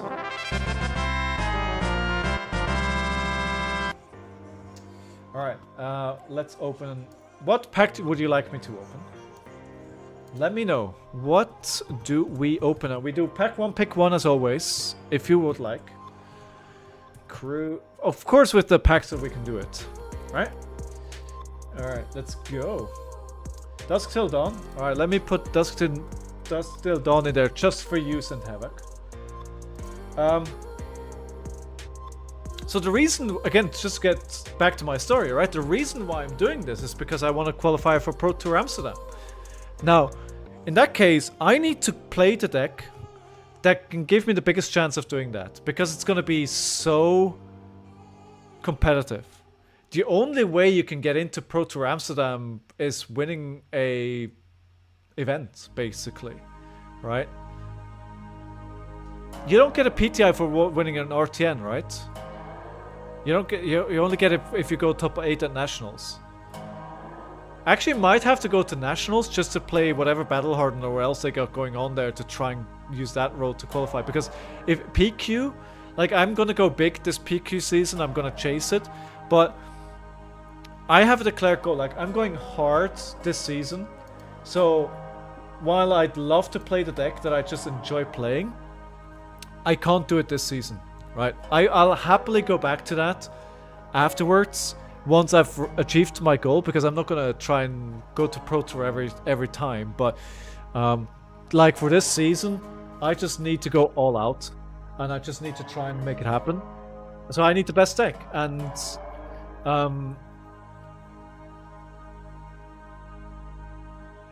at the moment I'm focused on Brutes because it's the only decks that I have for this upcoming weekend. But I think once this is gone, once we are through the RtN season, then I think I'm going to see if I need to change to a different hero.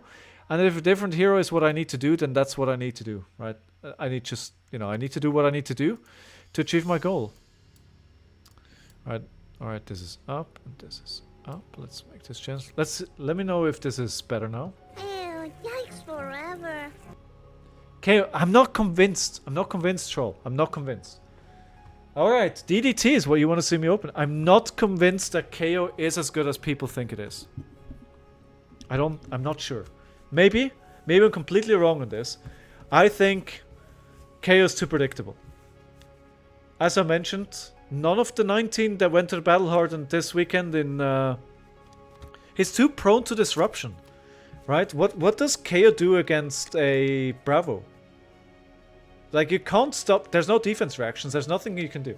Anyway, you guys voted for Dusk Till Dawn. We're opening it. I'd love to do a pack 1 pick 1. However, this set does not allow for that. Searing Ray. Charger Light Brigade. Celestial Reprimand. I just enjoy opening this set, to be honest. A Rift Skitter. Soul Butcher. Tribute to the Legions of Doom. Then we have the foil, which is a rare. That's nice. Cry, lol. Become Yuki and you'll beat Bravo. Well, yeah. Just be as good as Yuki, right? Just become as good as Yuki. Yeah. You found a cheat code. No fear in Arsenal and push for damage. All right. Grim Feast. Nothing in there. Nothing in there. Too bad. Alright, I mean. There's got to be something in that box. We haven't pulled out anything from that box yet. So there's got to be something there. Good. We play more RHINAR games because, again, like, I understand what you're saying, Troll, that I should just play her this weekend. But honestly, my confidence is just... My confidence is absolutely destroyed that I can do anything with this hero. And I'd rather play something that has less moving parts. So, results for today. It's going pretty freaking good with this deck. Like, again, let's not overreact. Oh, the dancer is still on.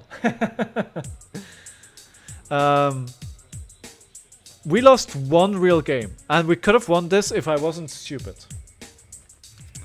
You got a point, Troll. I am going to try out KO. That's one of the nice things about playing at the Calling this weekend. I was able to get all the cards that I wanted.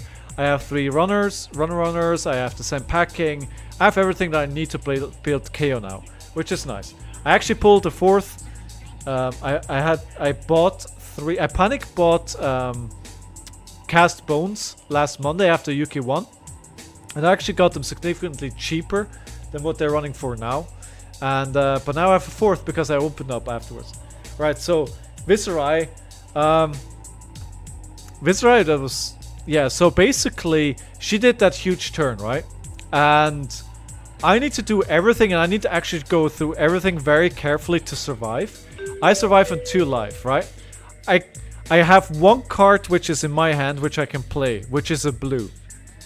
I cracked Spoiled Skull to get 3 cards from Banished, randomly choose 1 to play, and I pick Withering, Slithering Shadowpeat, and The yellow, the Mark of the Beast, because I need to be able to play a card that turns Blood Dead off, right? And if I get Breathing Beast Hulk, I win the game because it's dominate and she can't prevent it because everything is gone. But she picks the Beast Within. No, not Beast Within, the Mark of the Beast. And, oh, alright, so dash. I definitely want to go first. Another dash. Negri. We get to practice this again. I think dash is very relevant in the meta right now. I think she's very relevant. People are seeing that she's doing really well. So I think it's good to get these reps in, actually. So the Savage Beatdown, I'm not sure if I can play it, but, you know, worst comes to worst, it's a 3 block. Let's play the Easter eggs as well, actually. Yeah. Alright, let's go. Round 1. Fight! Based on prisms going around, KO softer to disrupt. I've been messing around with Vincent. I think there may be an opening for her. I think you're right. I think the metas are wide open at the moment. If you look at what happened, right? So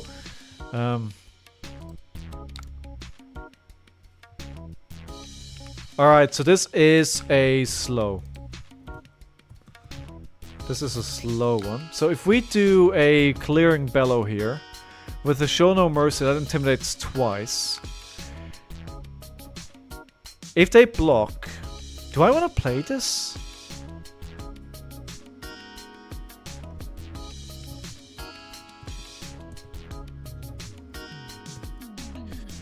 Right. Do I want to block this? By the way, everyone, welcome to the stream. I hope you're having a great day. And if you have any questions, please let me know. So if they block here, they're probably going to take 3. If they block 2, yeah, either way they're going to take 3. This wasn't very good. Link in 3, I guess, but I don't have a card in Arsenal. Alright. If you look, so the top 8 at the Battle Hardened in Hartford was 2 KO, a Kano, 2 Bravo, Kasai, Dash, and Levia. In Liverpool Prism, 2 Bravo, Kano, Bolton, Azuri, and 2 Dash. I think the meta is wide open. If you think you can play Vincent to a high level, I think go for it.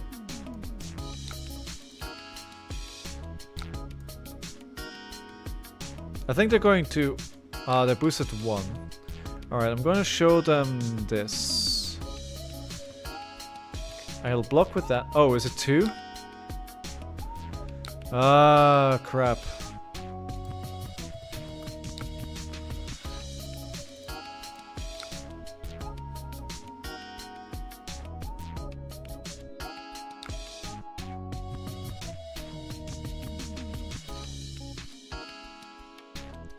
Yeah, sorry, I just spaced out there. I only came... Oh, come on. I just came back from the event today, and I'm a bit tired. Well, I would have played that, but at least I don't have an Arsenal, right? So, I think we're okay there. 2... Alright, 36. We definitely want this Reckless Swing later in the game.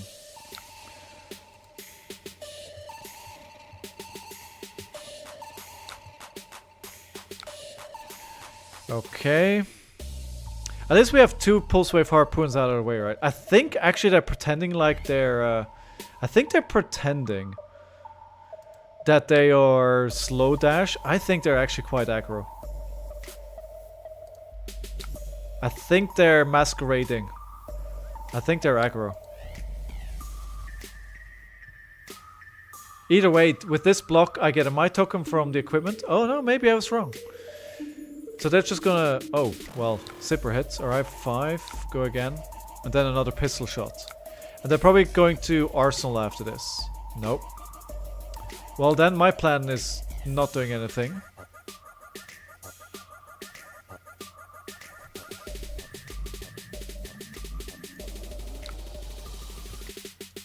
Alright, I'm happy to block here. They've already boosted away 6 cards. Yeah. I don't know, guys. Where do you guys see the meta going? Where do you guys see the meta going? I feel like at the moment it's still very unclear which hero will be coming out on top. Alright, let's block 6 here. Yeah, they're definitely aggro. Or not. I want to play this. I want to play the smash here, right? I want to destroy that chamber. That's my goal here. I know you're gonna attack again, but you're gonna be very sad if the chamber gets destroyed. Okay, 4. I'll take the 4. I shouldn't be taking this damage if I go fatigue, but this is just too good. And if I'm going to go fatigue, it doesn't really matter when I use the scap skins. They don't have any on hits, which I should be worried about. It's just pure damage, so I can use it whenever. Come on. Come on. Oh!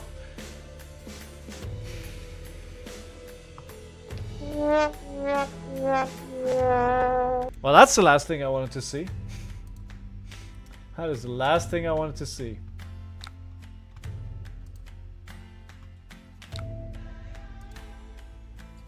Why a 1? Dude.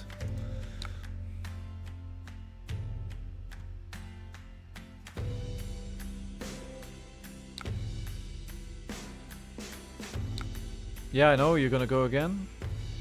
I think this hybrid is pretty interesting. They're not gonna do anything after this, are they?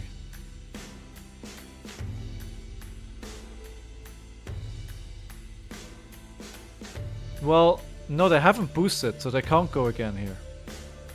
Am I missing something? No, it's just gonna be for 2. Alright, let me swing back at them here. Ah, well, maximum V there, huh?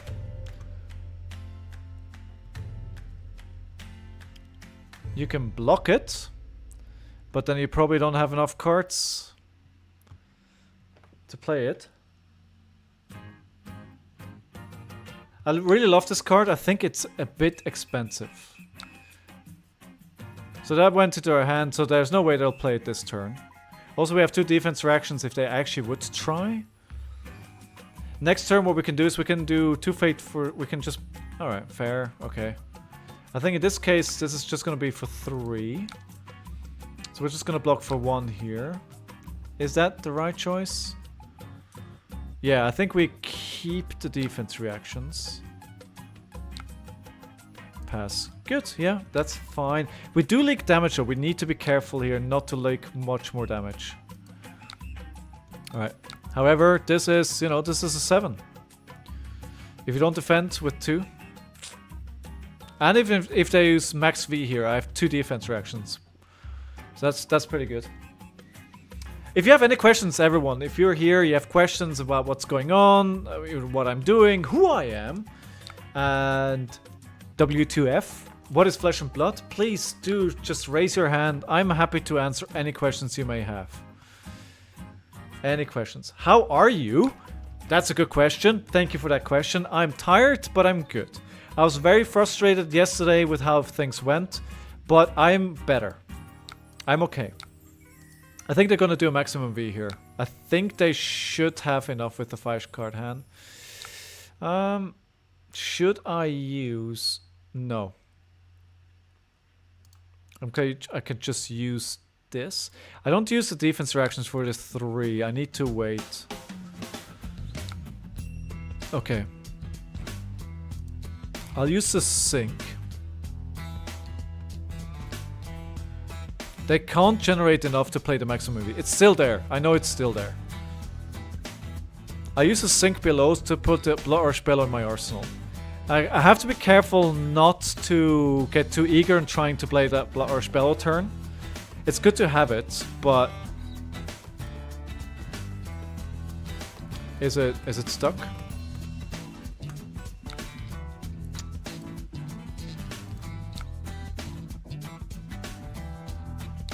Alright, let me block 4 here. I'm gonna keep this because I think both of these cards could be valuable depending what they're trying to do next turn. Just gonna pass, put this in arsenal. Oh, well, hello, High Octane. I think that's probably one of the last cards I want to see here. I think I just have to block here. I get a clash. Alright, that doesn't do anything for me. Also, I lose it. Ooh, that's not what I want to see. So yeah, so that Viscera game, so I you know, just to come back to that story, right? And then afterwards, actually she whiffs. Because my only AB is gone. The only thing that she needs to that point is to create a... All she needs to do is create a... Can I say it? Actually, wait, if I... No, pass. All she needs to do is create one more rune chant, I can't block it and I die. But she sonatas instead of doing what she should be doing. And the funny thing with that is, she whiffs. So it goes back to me. I get one more turn, but she finds a defense reaction that does 1 arcane damage, and I die. Right. Almost pulled it back. Almost pulled it back, but that was a very, very close game there. So we know what they're going to do, right? If I block 2 here or later, doesn't matter. This is gonna be the maximum V coming out here. Yeah. Or not. Oh, they can do both. Yeah, what a turn. Yeah, I mean, no wonder. Wait, how much does maximum V cost? Can they attack twice with the gun and still do it? Well, that would make me very sad. Or maybe they're just, you know, pretending like they're gonna do it. Oh, here it is. Yeah, I had to wait for this. I had to.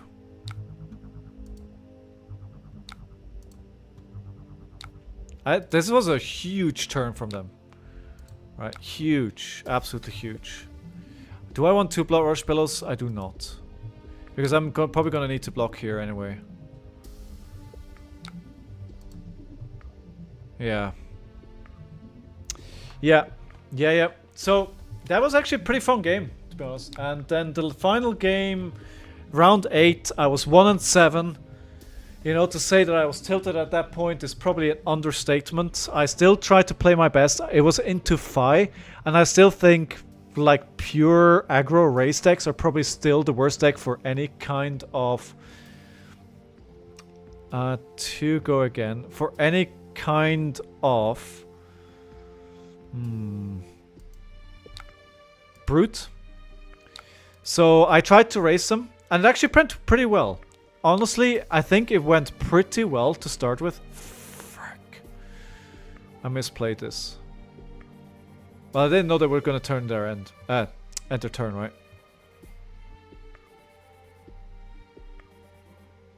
I can't play the Blood Rush, it's too much of a risk.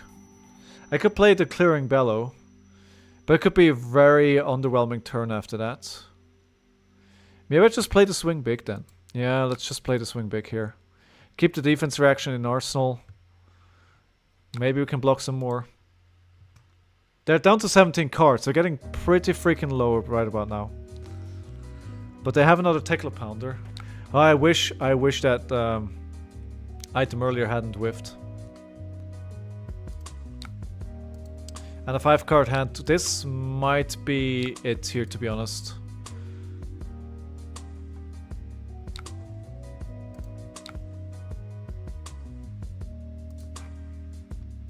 Sorry. Sorry. I'm For sorry. 5, yeah. I mean, that Pounder, the pistol. I think this is probably going to be too much for me here. No, I'll keep the 2-3 blocks. How many reactions have I played? I haven't seen that many. So 1, 2. Yeah, I theoretically could have gone fishing for 1, but yeah. Just over pitch.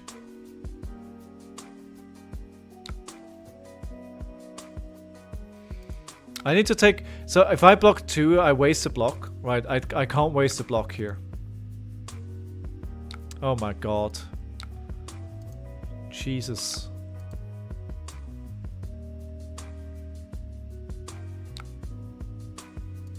At least they're down to a 4-card hand, but they're still on a Tekla Pounder.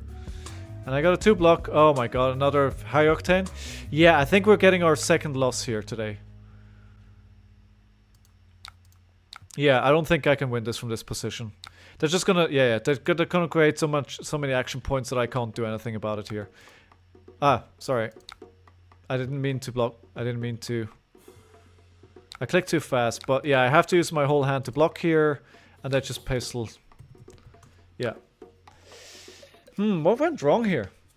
Pitch Sync, pitch the blue to guarantee blood rush, but it didn't actually matter because he would have drawn the higher roll and beat down. Yeah. I mean, I didn't know that, right? But this was a really good game from them. I don't think I need to put too much credence into this. They got what they needed. Round of applause for our opponent. I think the strategy was the right one.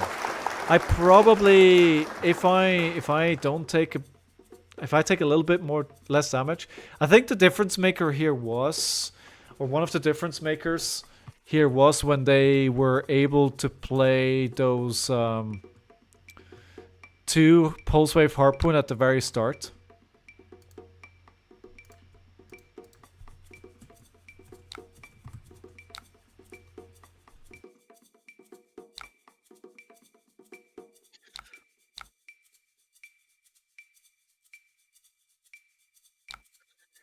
So I think if they don't pull my cards out of my hand with those 2 Pulse Wave Harpoon right away there, I think that might be a different turn and the fates might change.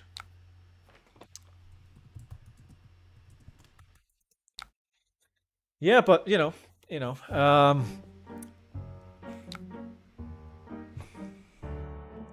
Dash is good. Just chatting away with this player. I could actually play Dash as well, right? I could play Dash. She made both Battle Harden's top 8. Maybe people are actually sleeping on Dash. Yeah.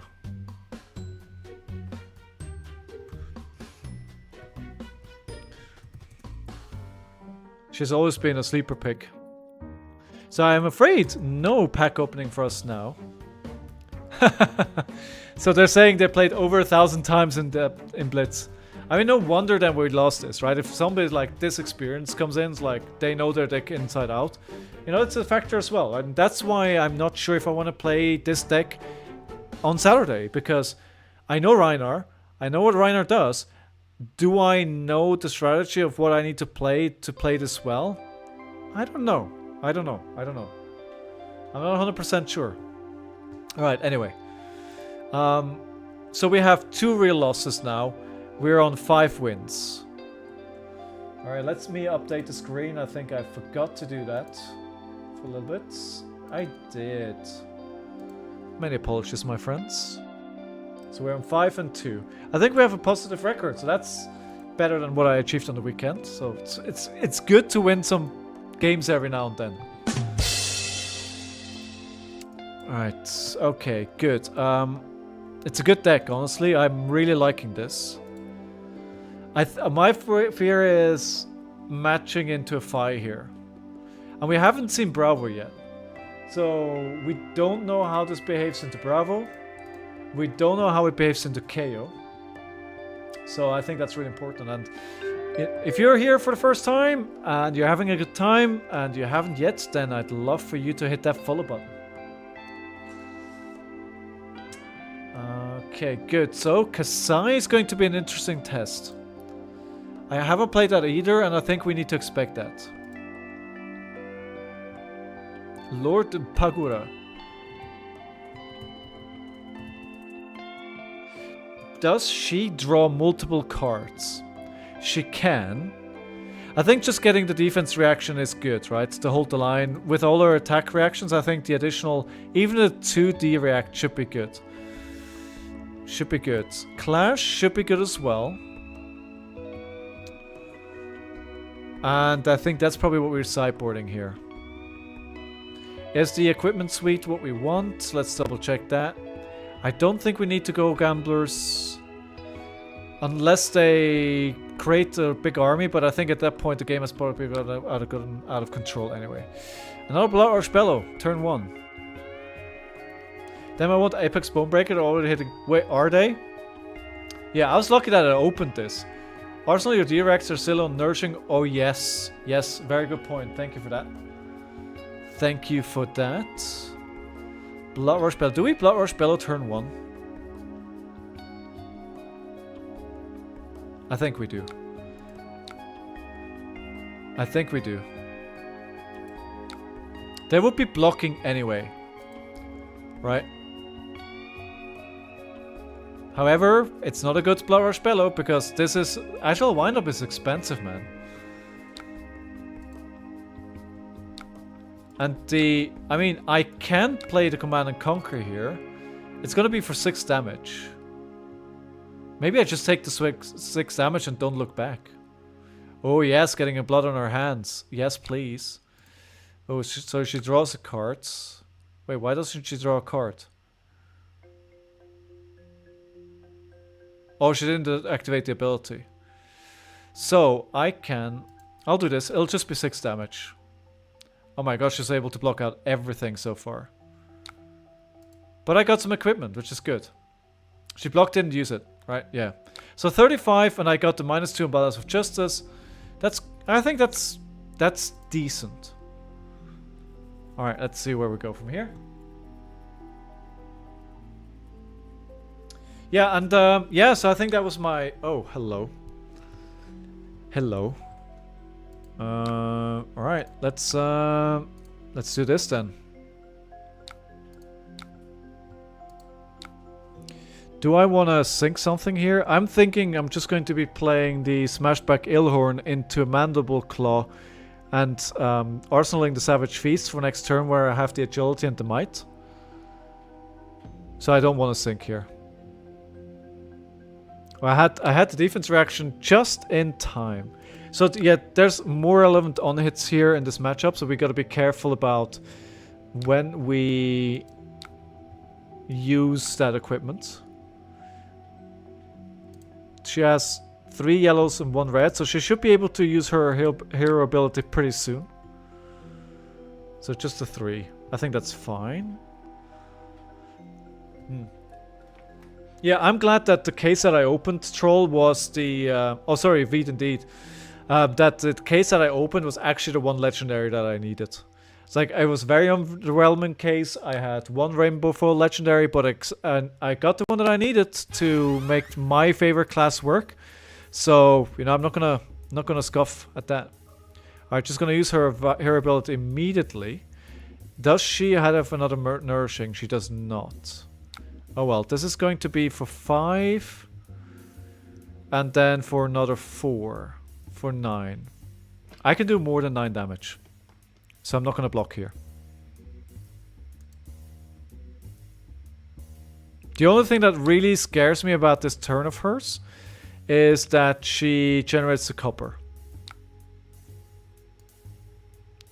She has one blood on her hands is gone already though, right? So we have 2 more we need to worry about. But giving her 4 copper is still pretty nice.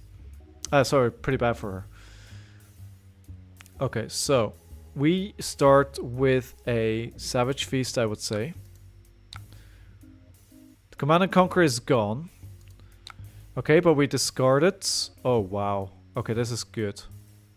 So Mandible Claw is turned on because I discarded a 6, so we can go Mandible Claw with Go Again, and then we can swing big, and then we arsenal the Blood Bellow. Yeah, Claws online, absolutely. But so I'm going to go this, Claws into Swing Big. And then Arsenal Blood Bellow. I could go Claw into Swing Big as well. Wait, let me do... Oh, right. Okay, they're blocking it fully here.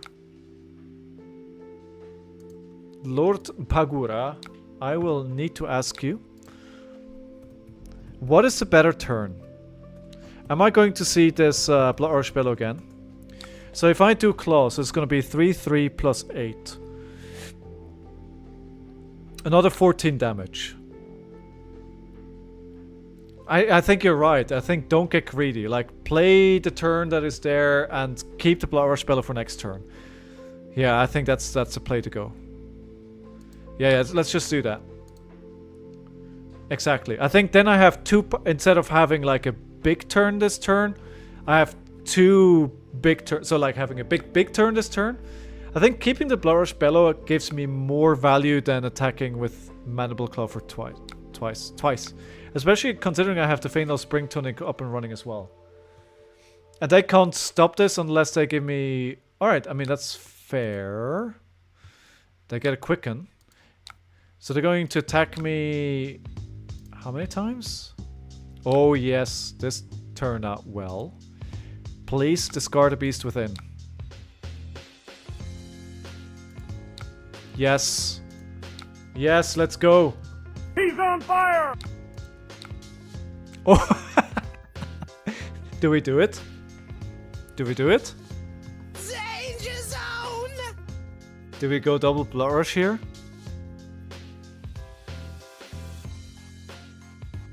Jom says do it. I don't trust Jom. I have all reds. So what do I play? I almost need to do it to get some better draws. Right? Yeah, I need blues.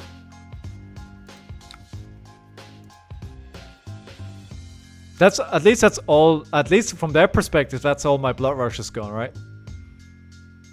No Mercy, that's good. It was a red that was... Oh, now they're going to trigger their ability. Alright, fair. I got a blue. Good. Alright, here we go. So we're gonna go Claw Claw. Claw Claw for 7/7 into Clash of Agility for 10, and we Arsenal a Sync below. 4 up TV. Do you or I've played with a... I did play a dash. I just did play a dash a minute ago. Were you the dash player that I played against? I played dash last game. Oh my god, look at how well they're blocking though. They're still on higher life than I am. Yeah, yeah, definitely. I have the same name and I put no, I have Cryptea is my name on oh my god, look at how they're blocking. Not a D-react? Dude, I was gonna say. Clash of Agility, right? I preserve the Feindals. Yeah. Yes, Negri. Yes, we played. Yes, we played. It was a good game. You played very well. Round of applause for you, my friend. And thank you for jumping over to the stream as well.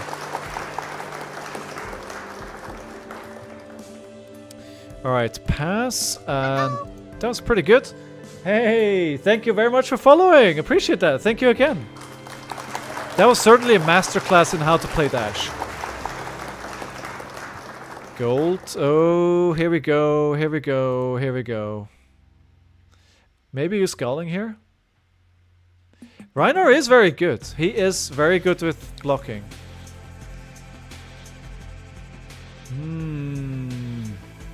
So she activated her hero ability.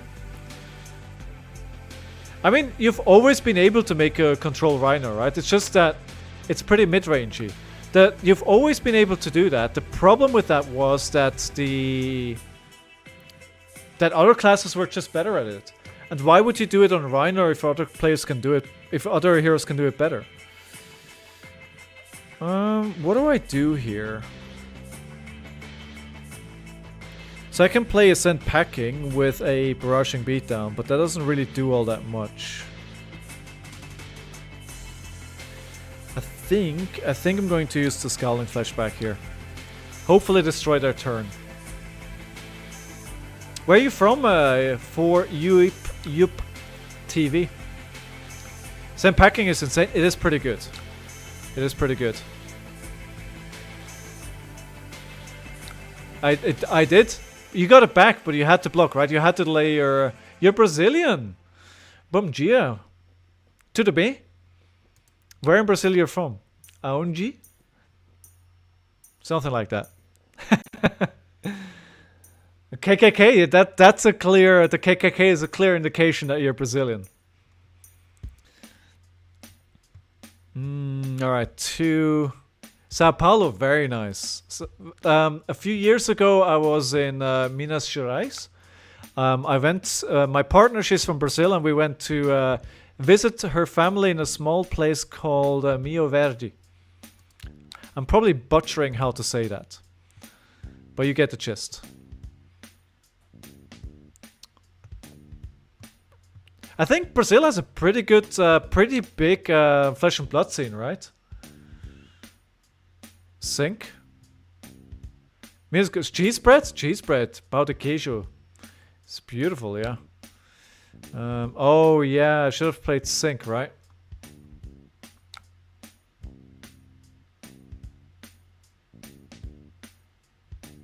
Pão de queijo is so good.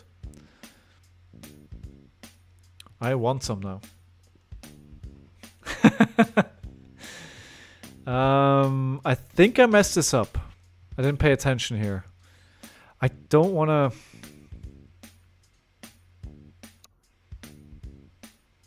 I should have played the agile wind-up, perhaps. Yeah. Okay, I mean, the opportunity is gone, right? I made the mistake, right? So, we gotta live with the consequences here. Do I just play this end packing?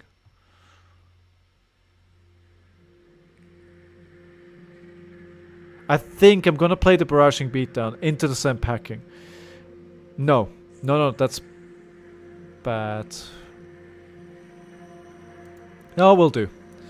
And the reason why I'm doing that is because that gives them less options what to block with, right? I'm thinking less options, one card from your hand that you might want to block with, gone. Good. Oh, they're showing me their whole hand. Thank you very much. I appreciate that. I think they didn't understand how this works.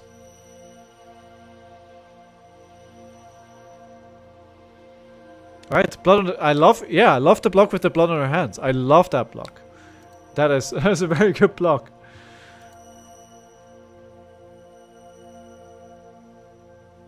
Cash in, okay. Just drawn a card. Okay, this is gonna be a very defensive turn for mine. Okay. Maybe she's going to try the Nourishing Emptiness again. Okay, 3. We know what's there. We know what's there. We have 2 runner. Let's play the Clash here. Although the Clash doesn't do anything for me. Because I'm gonna be blocking almost everything this turn, so the Jolt is gonna be wasted. Take the first hit. Get Archie token, swing 2 claws off blue and tunic. Yeah, could have been an option, yeah. Yeah, I think that was actually a pretty good call, to be honest. Wait, why is the Reckless Swing banished? What did I miss? Oh, I think the Beast Within went wrong and I didn't even notice. Yeah, you're right. I think I'm making a few bad decisions here. Yeah.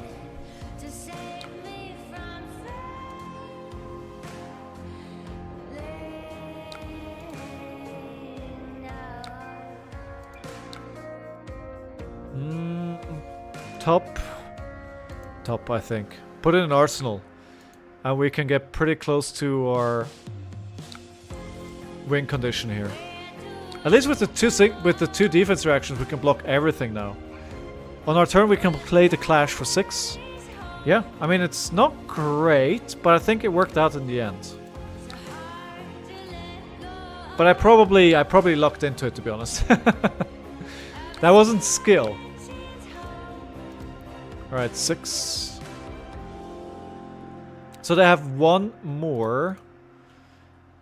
Blood on her hands. If she gets a blood on her hands turn, yeah, it could be rather painful for us.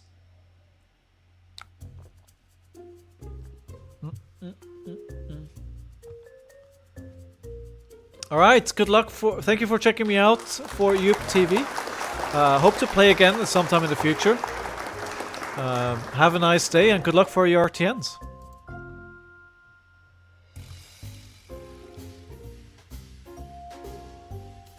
Okay, interesting. Drawing cards again, making the, you know, Centauri Sabers free. Gagornian Tom is a really good card in this deck. Really good. Anything that lets you draw a card, right? Really. That's kind of what you want to have. Saber for 2. I mean, it's not going to be Saber for 2, is it? But let's let it hit and see what else they bring here. I'm quite comfortably 12 ahead of them. Okay, Heart of Feindal. Why? Why? Just that one life? I think ideally I want to just block with one card here and play Descent Packing with the yellow and the Feindal Spring Tunic. And then I want to... Alright, so 4... Yeah. I'm going to block 5 here. There's probably going to be a defense reaction, right? They're going to do more damage here. I'm not under no illusion. Oh, no? Ah, good. They IP'd themselves. I want to end the turn with Show No Mercy in Arsenal. So play Spring Tunic. Send Packing for 7. So now I need equipment. Ah, the problem is I've got Valiant Dynamos up and running, right? So much value in this card. Now they can address that breakpoint. This is such a good equipment piece. Really, really good. Really, really good. I'm jealous I can't have it, but then I can't complain. I have Apex Bonebreaker and Scalding Flashback. And Brute arguably probably got 2 of the best equipments in the last few sets. So there's really not... So... Okay, so I could play this, but it's not going to work yet. I need to do more chip damage.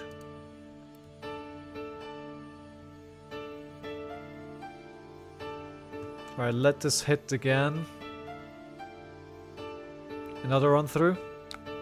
Okay. Hold the line.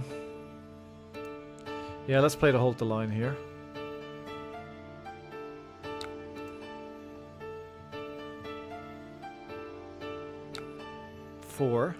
What are we doing in return?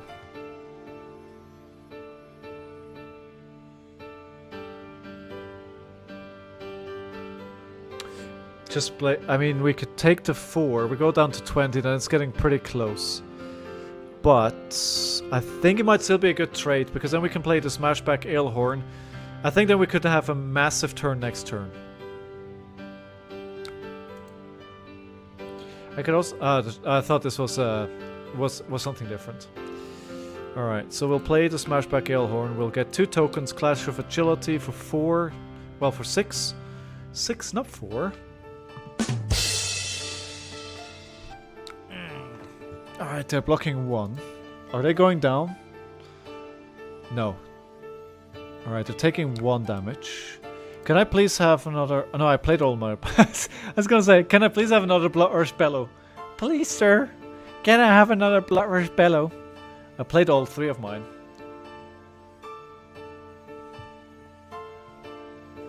Okay. They want more copper. I don't want to have them to have more copper. Oh, but I think... I need to let them have it.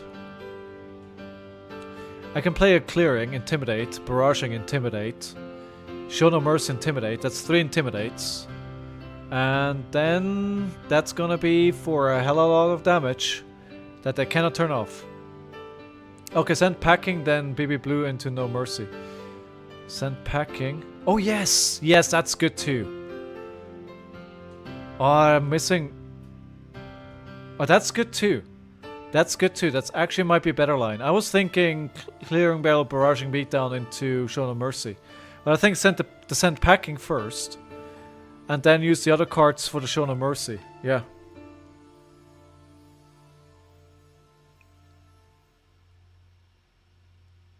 Yeah. Alright. Just gonna take the 5. This is getting pretty low now. Send Packing them BB blue, bubbler bellow. Barraging beat down blue into no mercy. I'm missing one resource though for what you're saying. Because they both cost 3, right? So I'm missing 1. I hope they don't have a blood on their hands turn here. Otherwise I look pretty silly.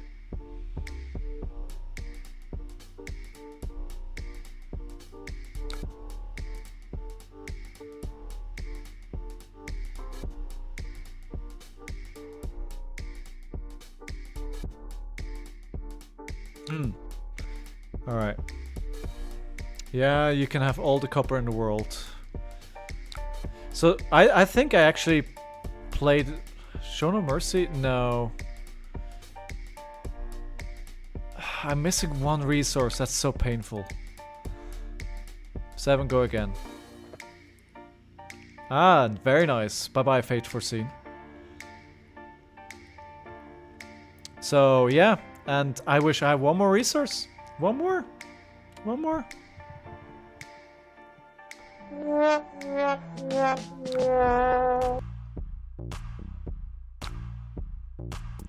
One more resource.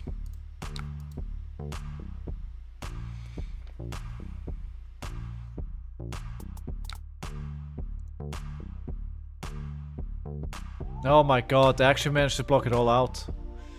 Oh god. That feels bad now.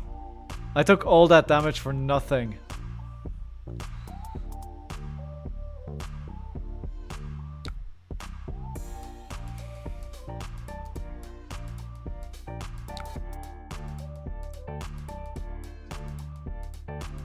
I think I might have given this game away.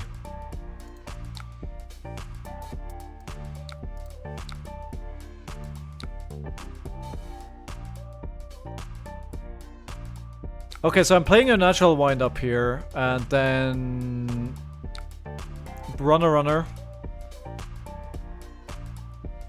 I think I might have given this game away. I think that last turn was not ideal. I mean, obviously before I took too much damage as well, right? So, but yeah.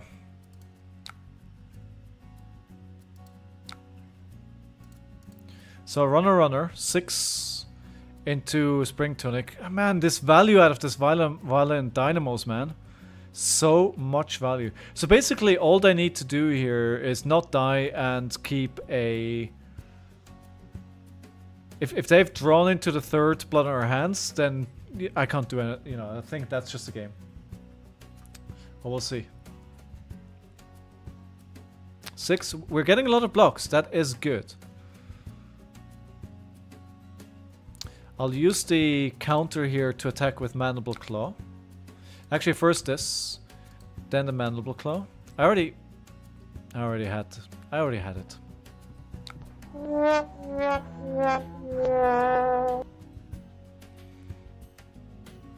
Now I don't have the resources. They're probably just fishing for their blood on their hands now, right?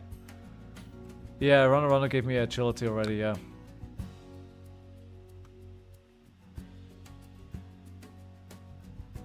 All right now, that's sad.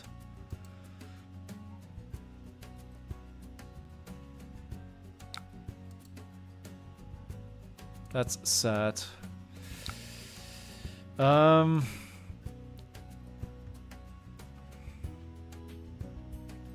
Yeah, I think I lost my way in this game about 3 turns ago, so.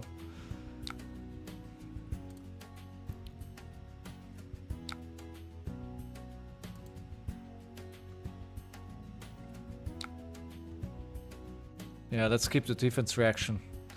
Let's keep that defense reaction. And Violent Animals is up and running again. It's just like, it's disgusting. It's disgusting.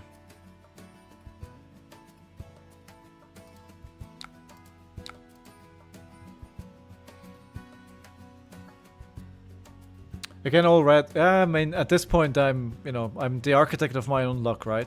It's like, it's one of those things, like, where you play better earlier in the game, then you can get over these bad hands. And we were far ahead once upon a time. Now, I think that's just kind of the nature of the beast. I think the first mistake here was I should not have played the Blood spell on turn 1. I think that was probably a pretty big mistake. I should have arsenaled that, played next turn, 5-card hand.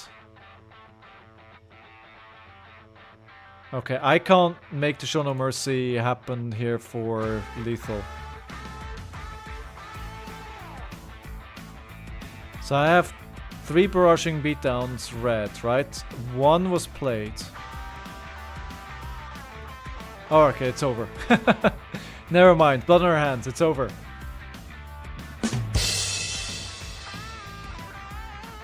Oh yeah, alright. With the slice and dice? It's so over.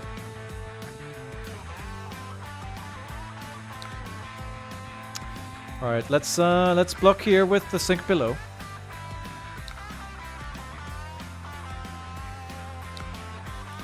Do we sink anything? I don't think it matters.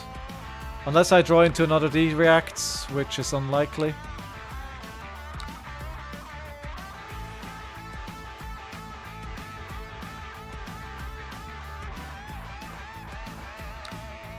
Just got me by the throat. So yeah, I think all in all, just reflecting, I think the calling weekend was good. It was really nice meeting some of the viewers. It was really nice meeting Kingston and meeting Swing as Biggest. Golden Donkey was there as well. It was awesome seeing you guys. I hope we can do something like this again. I hope to meet people I haven't seen, maybe at Pro Tour Amsterdam or somewhere else. Would be awesome to see you guys there. It was really good from that perspective. And one of the things that really amazes me is like how the first thing that I went on did on the train today was build another deck, right? Immediately I craved more, immediately. So yeah, it was really good. Obviously, I got the maximum out of my prize packs for the side event on Friday, where I pulled the legendary, which was good. The venue was nice, actually. It was pretty good. Everything was very well organized. There weren't any issues or anything like that. That was a good time. I enjoyed it.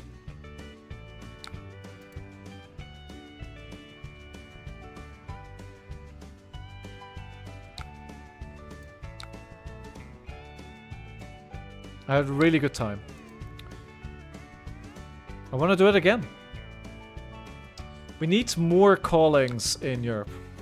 Oh wow, alright, okay.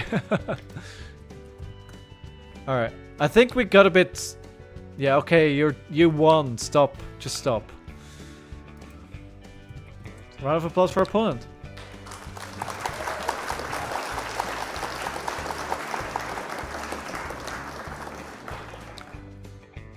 Good. Is there anything else that I wanted to say today? I don't think so. I didn't have the weekend that I wanted. I played a lot worse than I was hoping for, considering how much effort I've been putting into practice. I think one of the main things that I learned that I didn't do properly is that I didn't go into games with game plans. I think reflecting on the train back home today, one of the big ones was I knew Levi is a good deck. I didn't think about what my win condition is. What do I need to do to win the game? I basically sat down. I was playing to just, value-based gaming, just do more damage than they do. And that's basically the plan that I had. And I think that's probably one of the issues, right? I think I need to go into games with a much more structured approach. Know what I'm playing, why I'm playing it, and go at it more strategically, because it'll further improve the decision making. I think that's probably something that I did wrong as well. The last few weeks while I was practicing, I was just jamming games. I was playing games, I was getting reps, and that's good. but I wasn't strategic enough about what I need to do to regularly win the game. And I think that was one of the issues, and I think that is one of the things that I need to figure out. Aside from the fact that I need to reduce errors, I need to make less mistakes, I need to get my nerves under control. You know, I need to sit down and calm myself and be in the zone from game one. And I think these are, aside from just being better at the game, you know, these are things I can control. These are things I can do to change. And this is what I need to do. If I want to qualify for Pro Tour Amsterdam, and I think I have a chance, these are things I need to do and learn. And that's going to be the goal over the next few weeks. The Road to Nationals, as I mentioned, for me, Road to Nationals is, if I can make Nationals, awesome, because it'll give me more reps on a high level, so I'll try to do it. But at the end of the day, I'm focusing my competitive season this year on the ProQuest and achieving that, qualifying for ProQuest. So we'll see how it goes. This is it for today. I'm really tired. I came home from today, immediately craved streaming for you guys, so I did. But we've been doing our 4 hours. I think that's quite enough for today. I will be back live tomorrow. Tomorrow I will give KO a spin and see how that feels into the different heroes. I think we got a pretty good sense for RHINAR today. Then tomorrow it'll be KO. And then on Thursday we'll decide what we do depending on kind of the games that we had out of all the 3 heroes. We'll just kind of wing it. Either we go back to Levaya, or we go to RHINAR, or we go to KO. And we'll see. I can do anything, but I think on Thursday I need to make my decision. Other than that, I have nothing more to say. Thank you very much everyone for being here today. As always, I really appreciate you giving me your time. If you haven't done so yet, I will ask one more time. Please hit the follow button. You'll get a notification when I come live tomorrow. Also, if you have a subscription that you're not using anywhere else, you know, avoiding ads at the start of the stream is a great thing as well. I hope to see you tomorrow. If you can't make it tomorrow, maybe on Thursday. Otherwise, everyone for being here, thank you so much. Everyone that is regular, everyone that is new, thank you. Have a great day wherever you are, and I wish you best of luck in all your Flesh and Blood games. Thank you for being here. Have a great day. Bye bye. I'm out. I'm gone. Bye.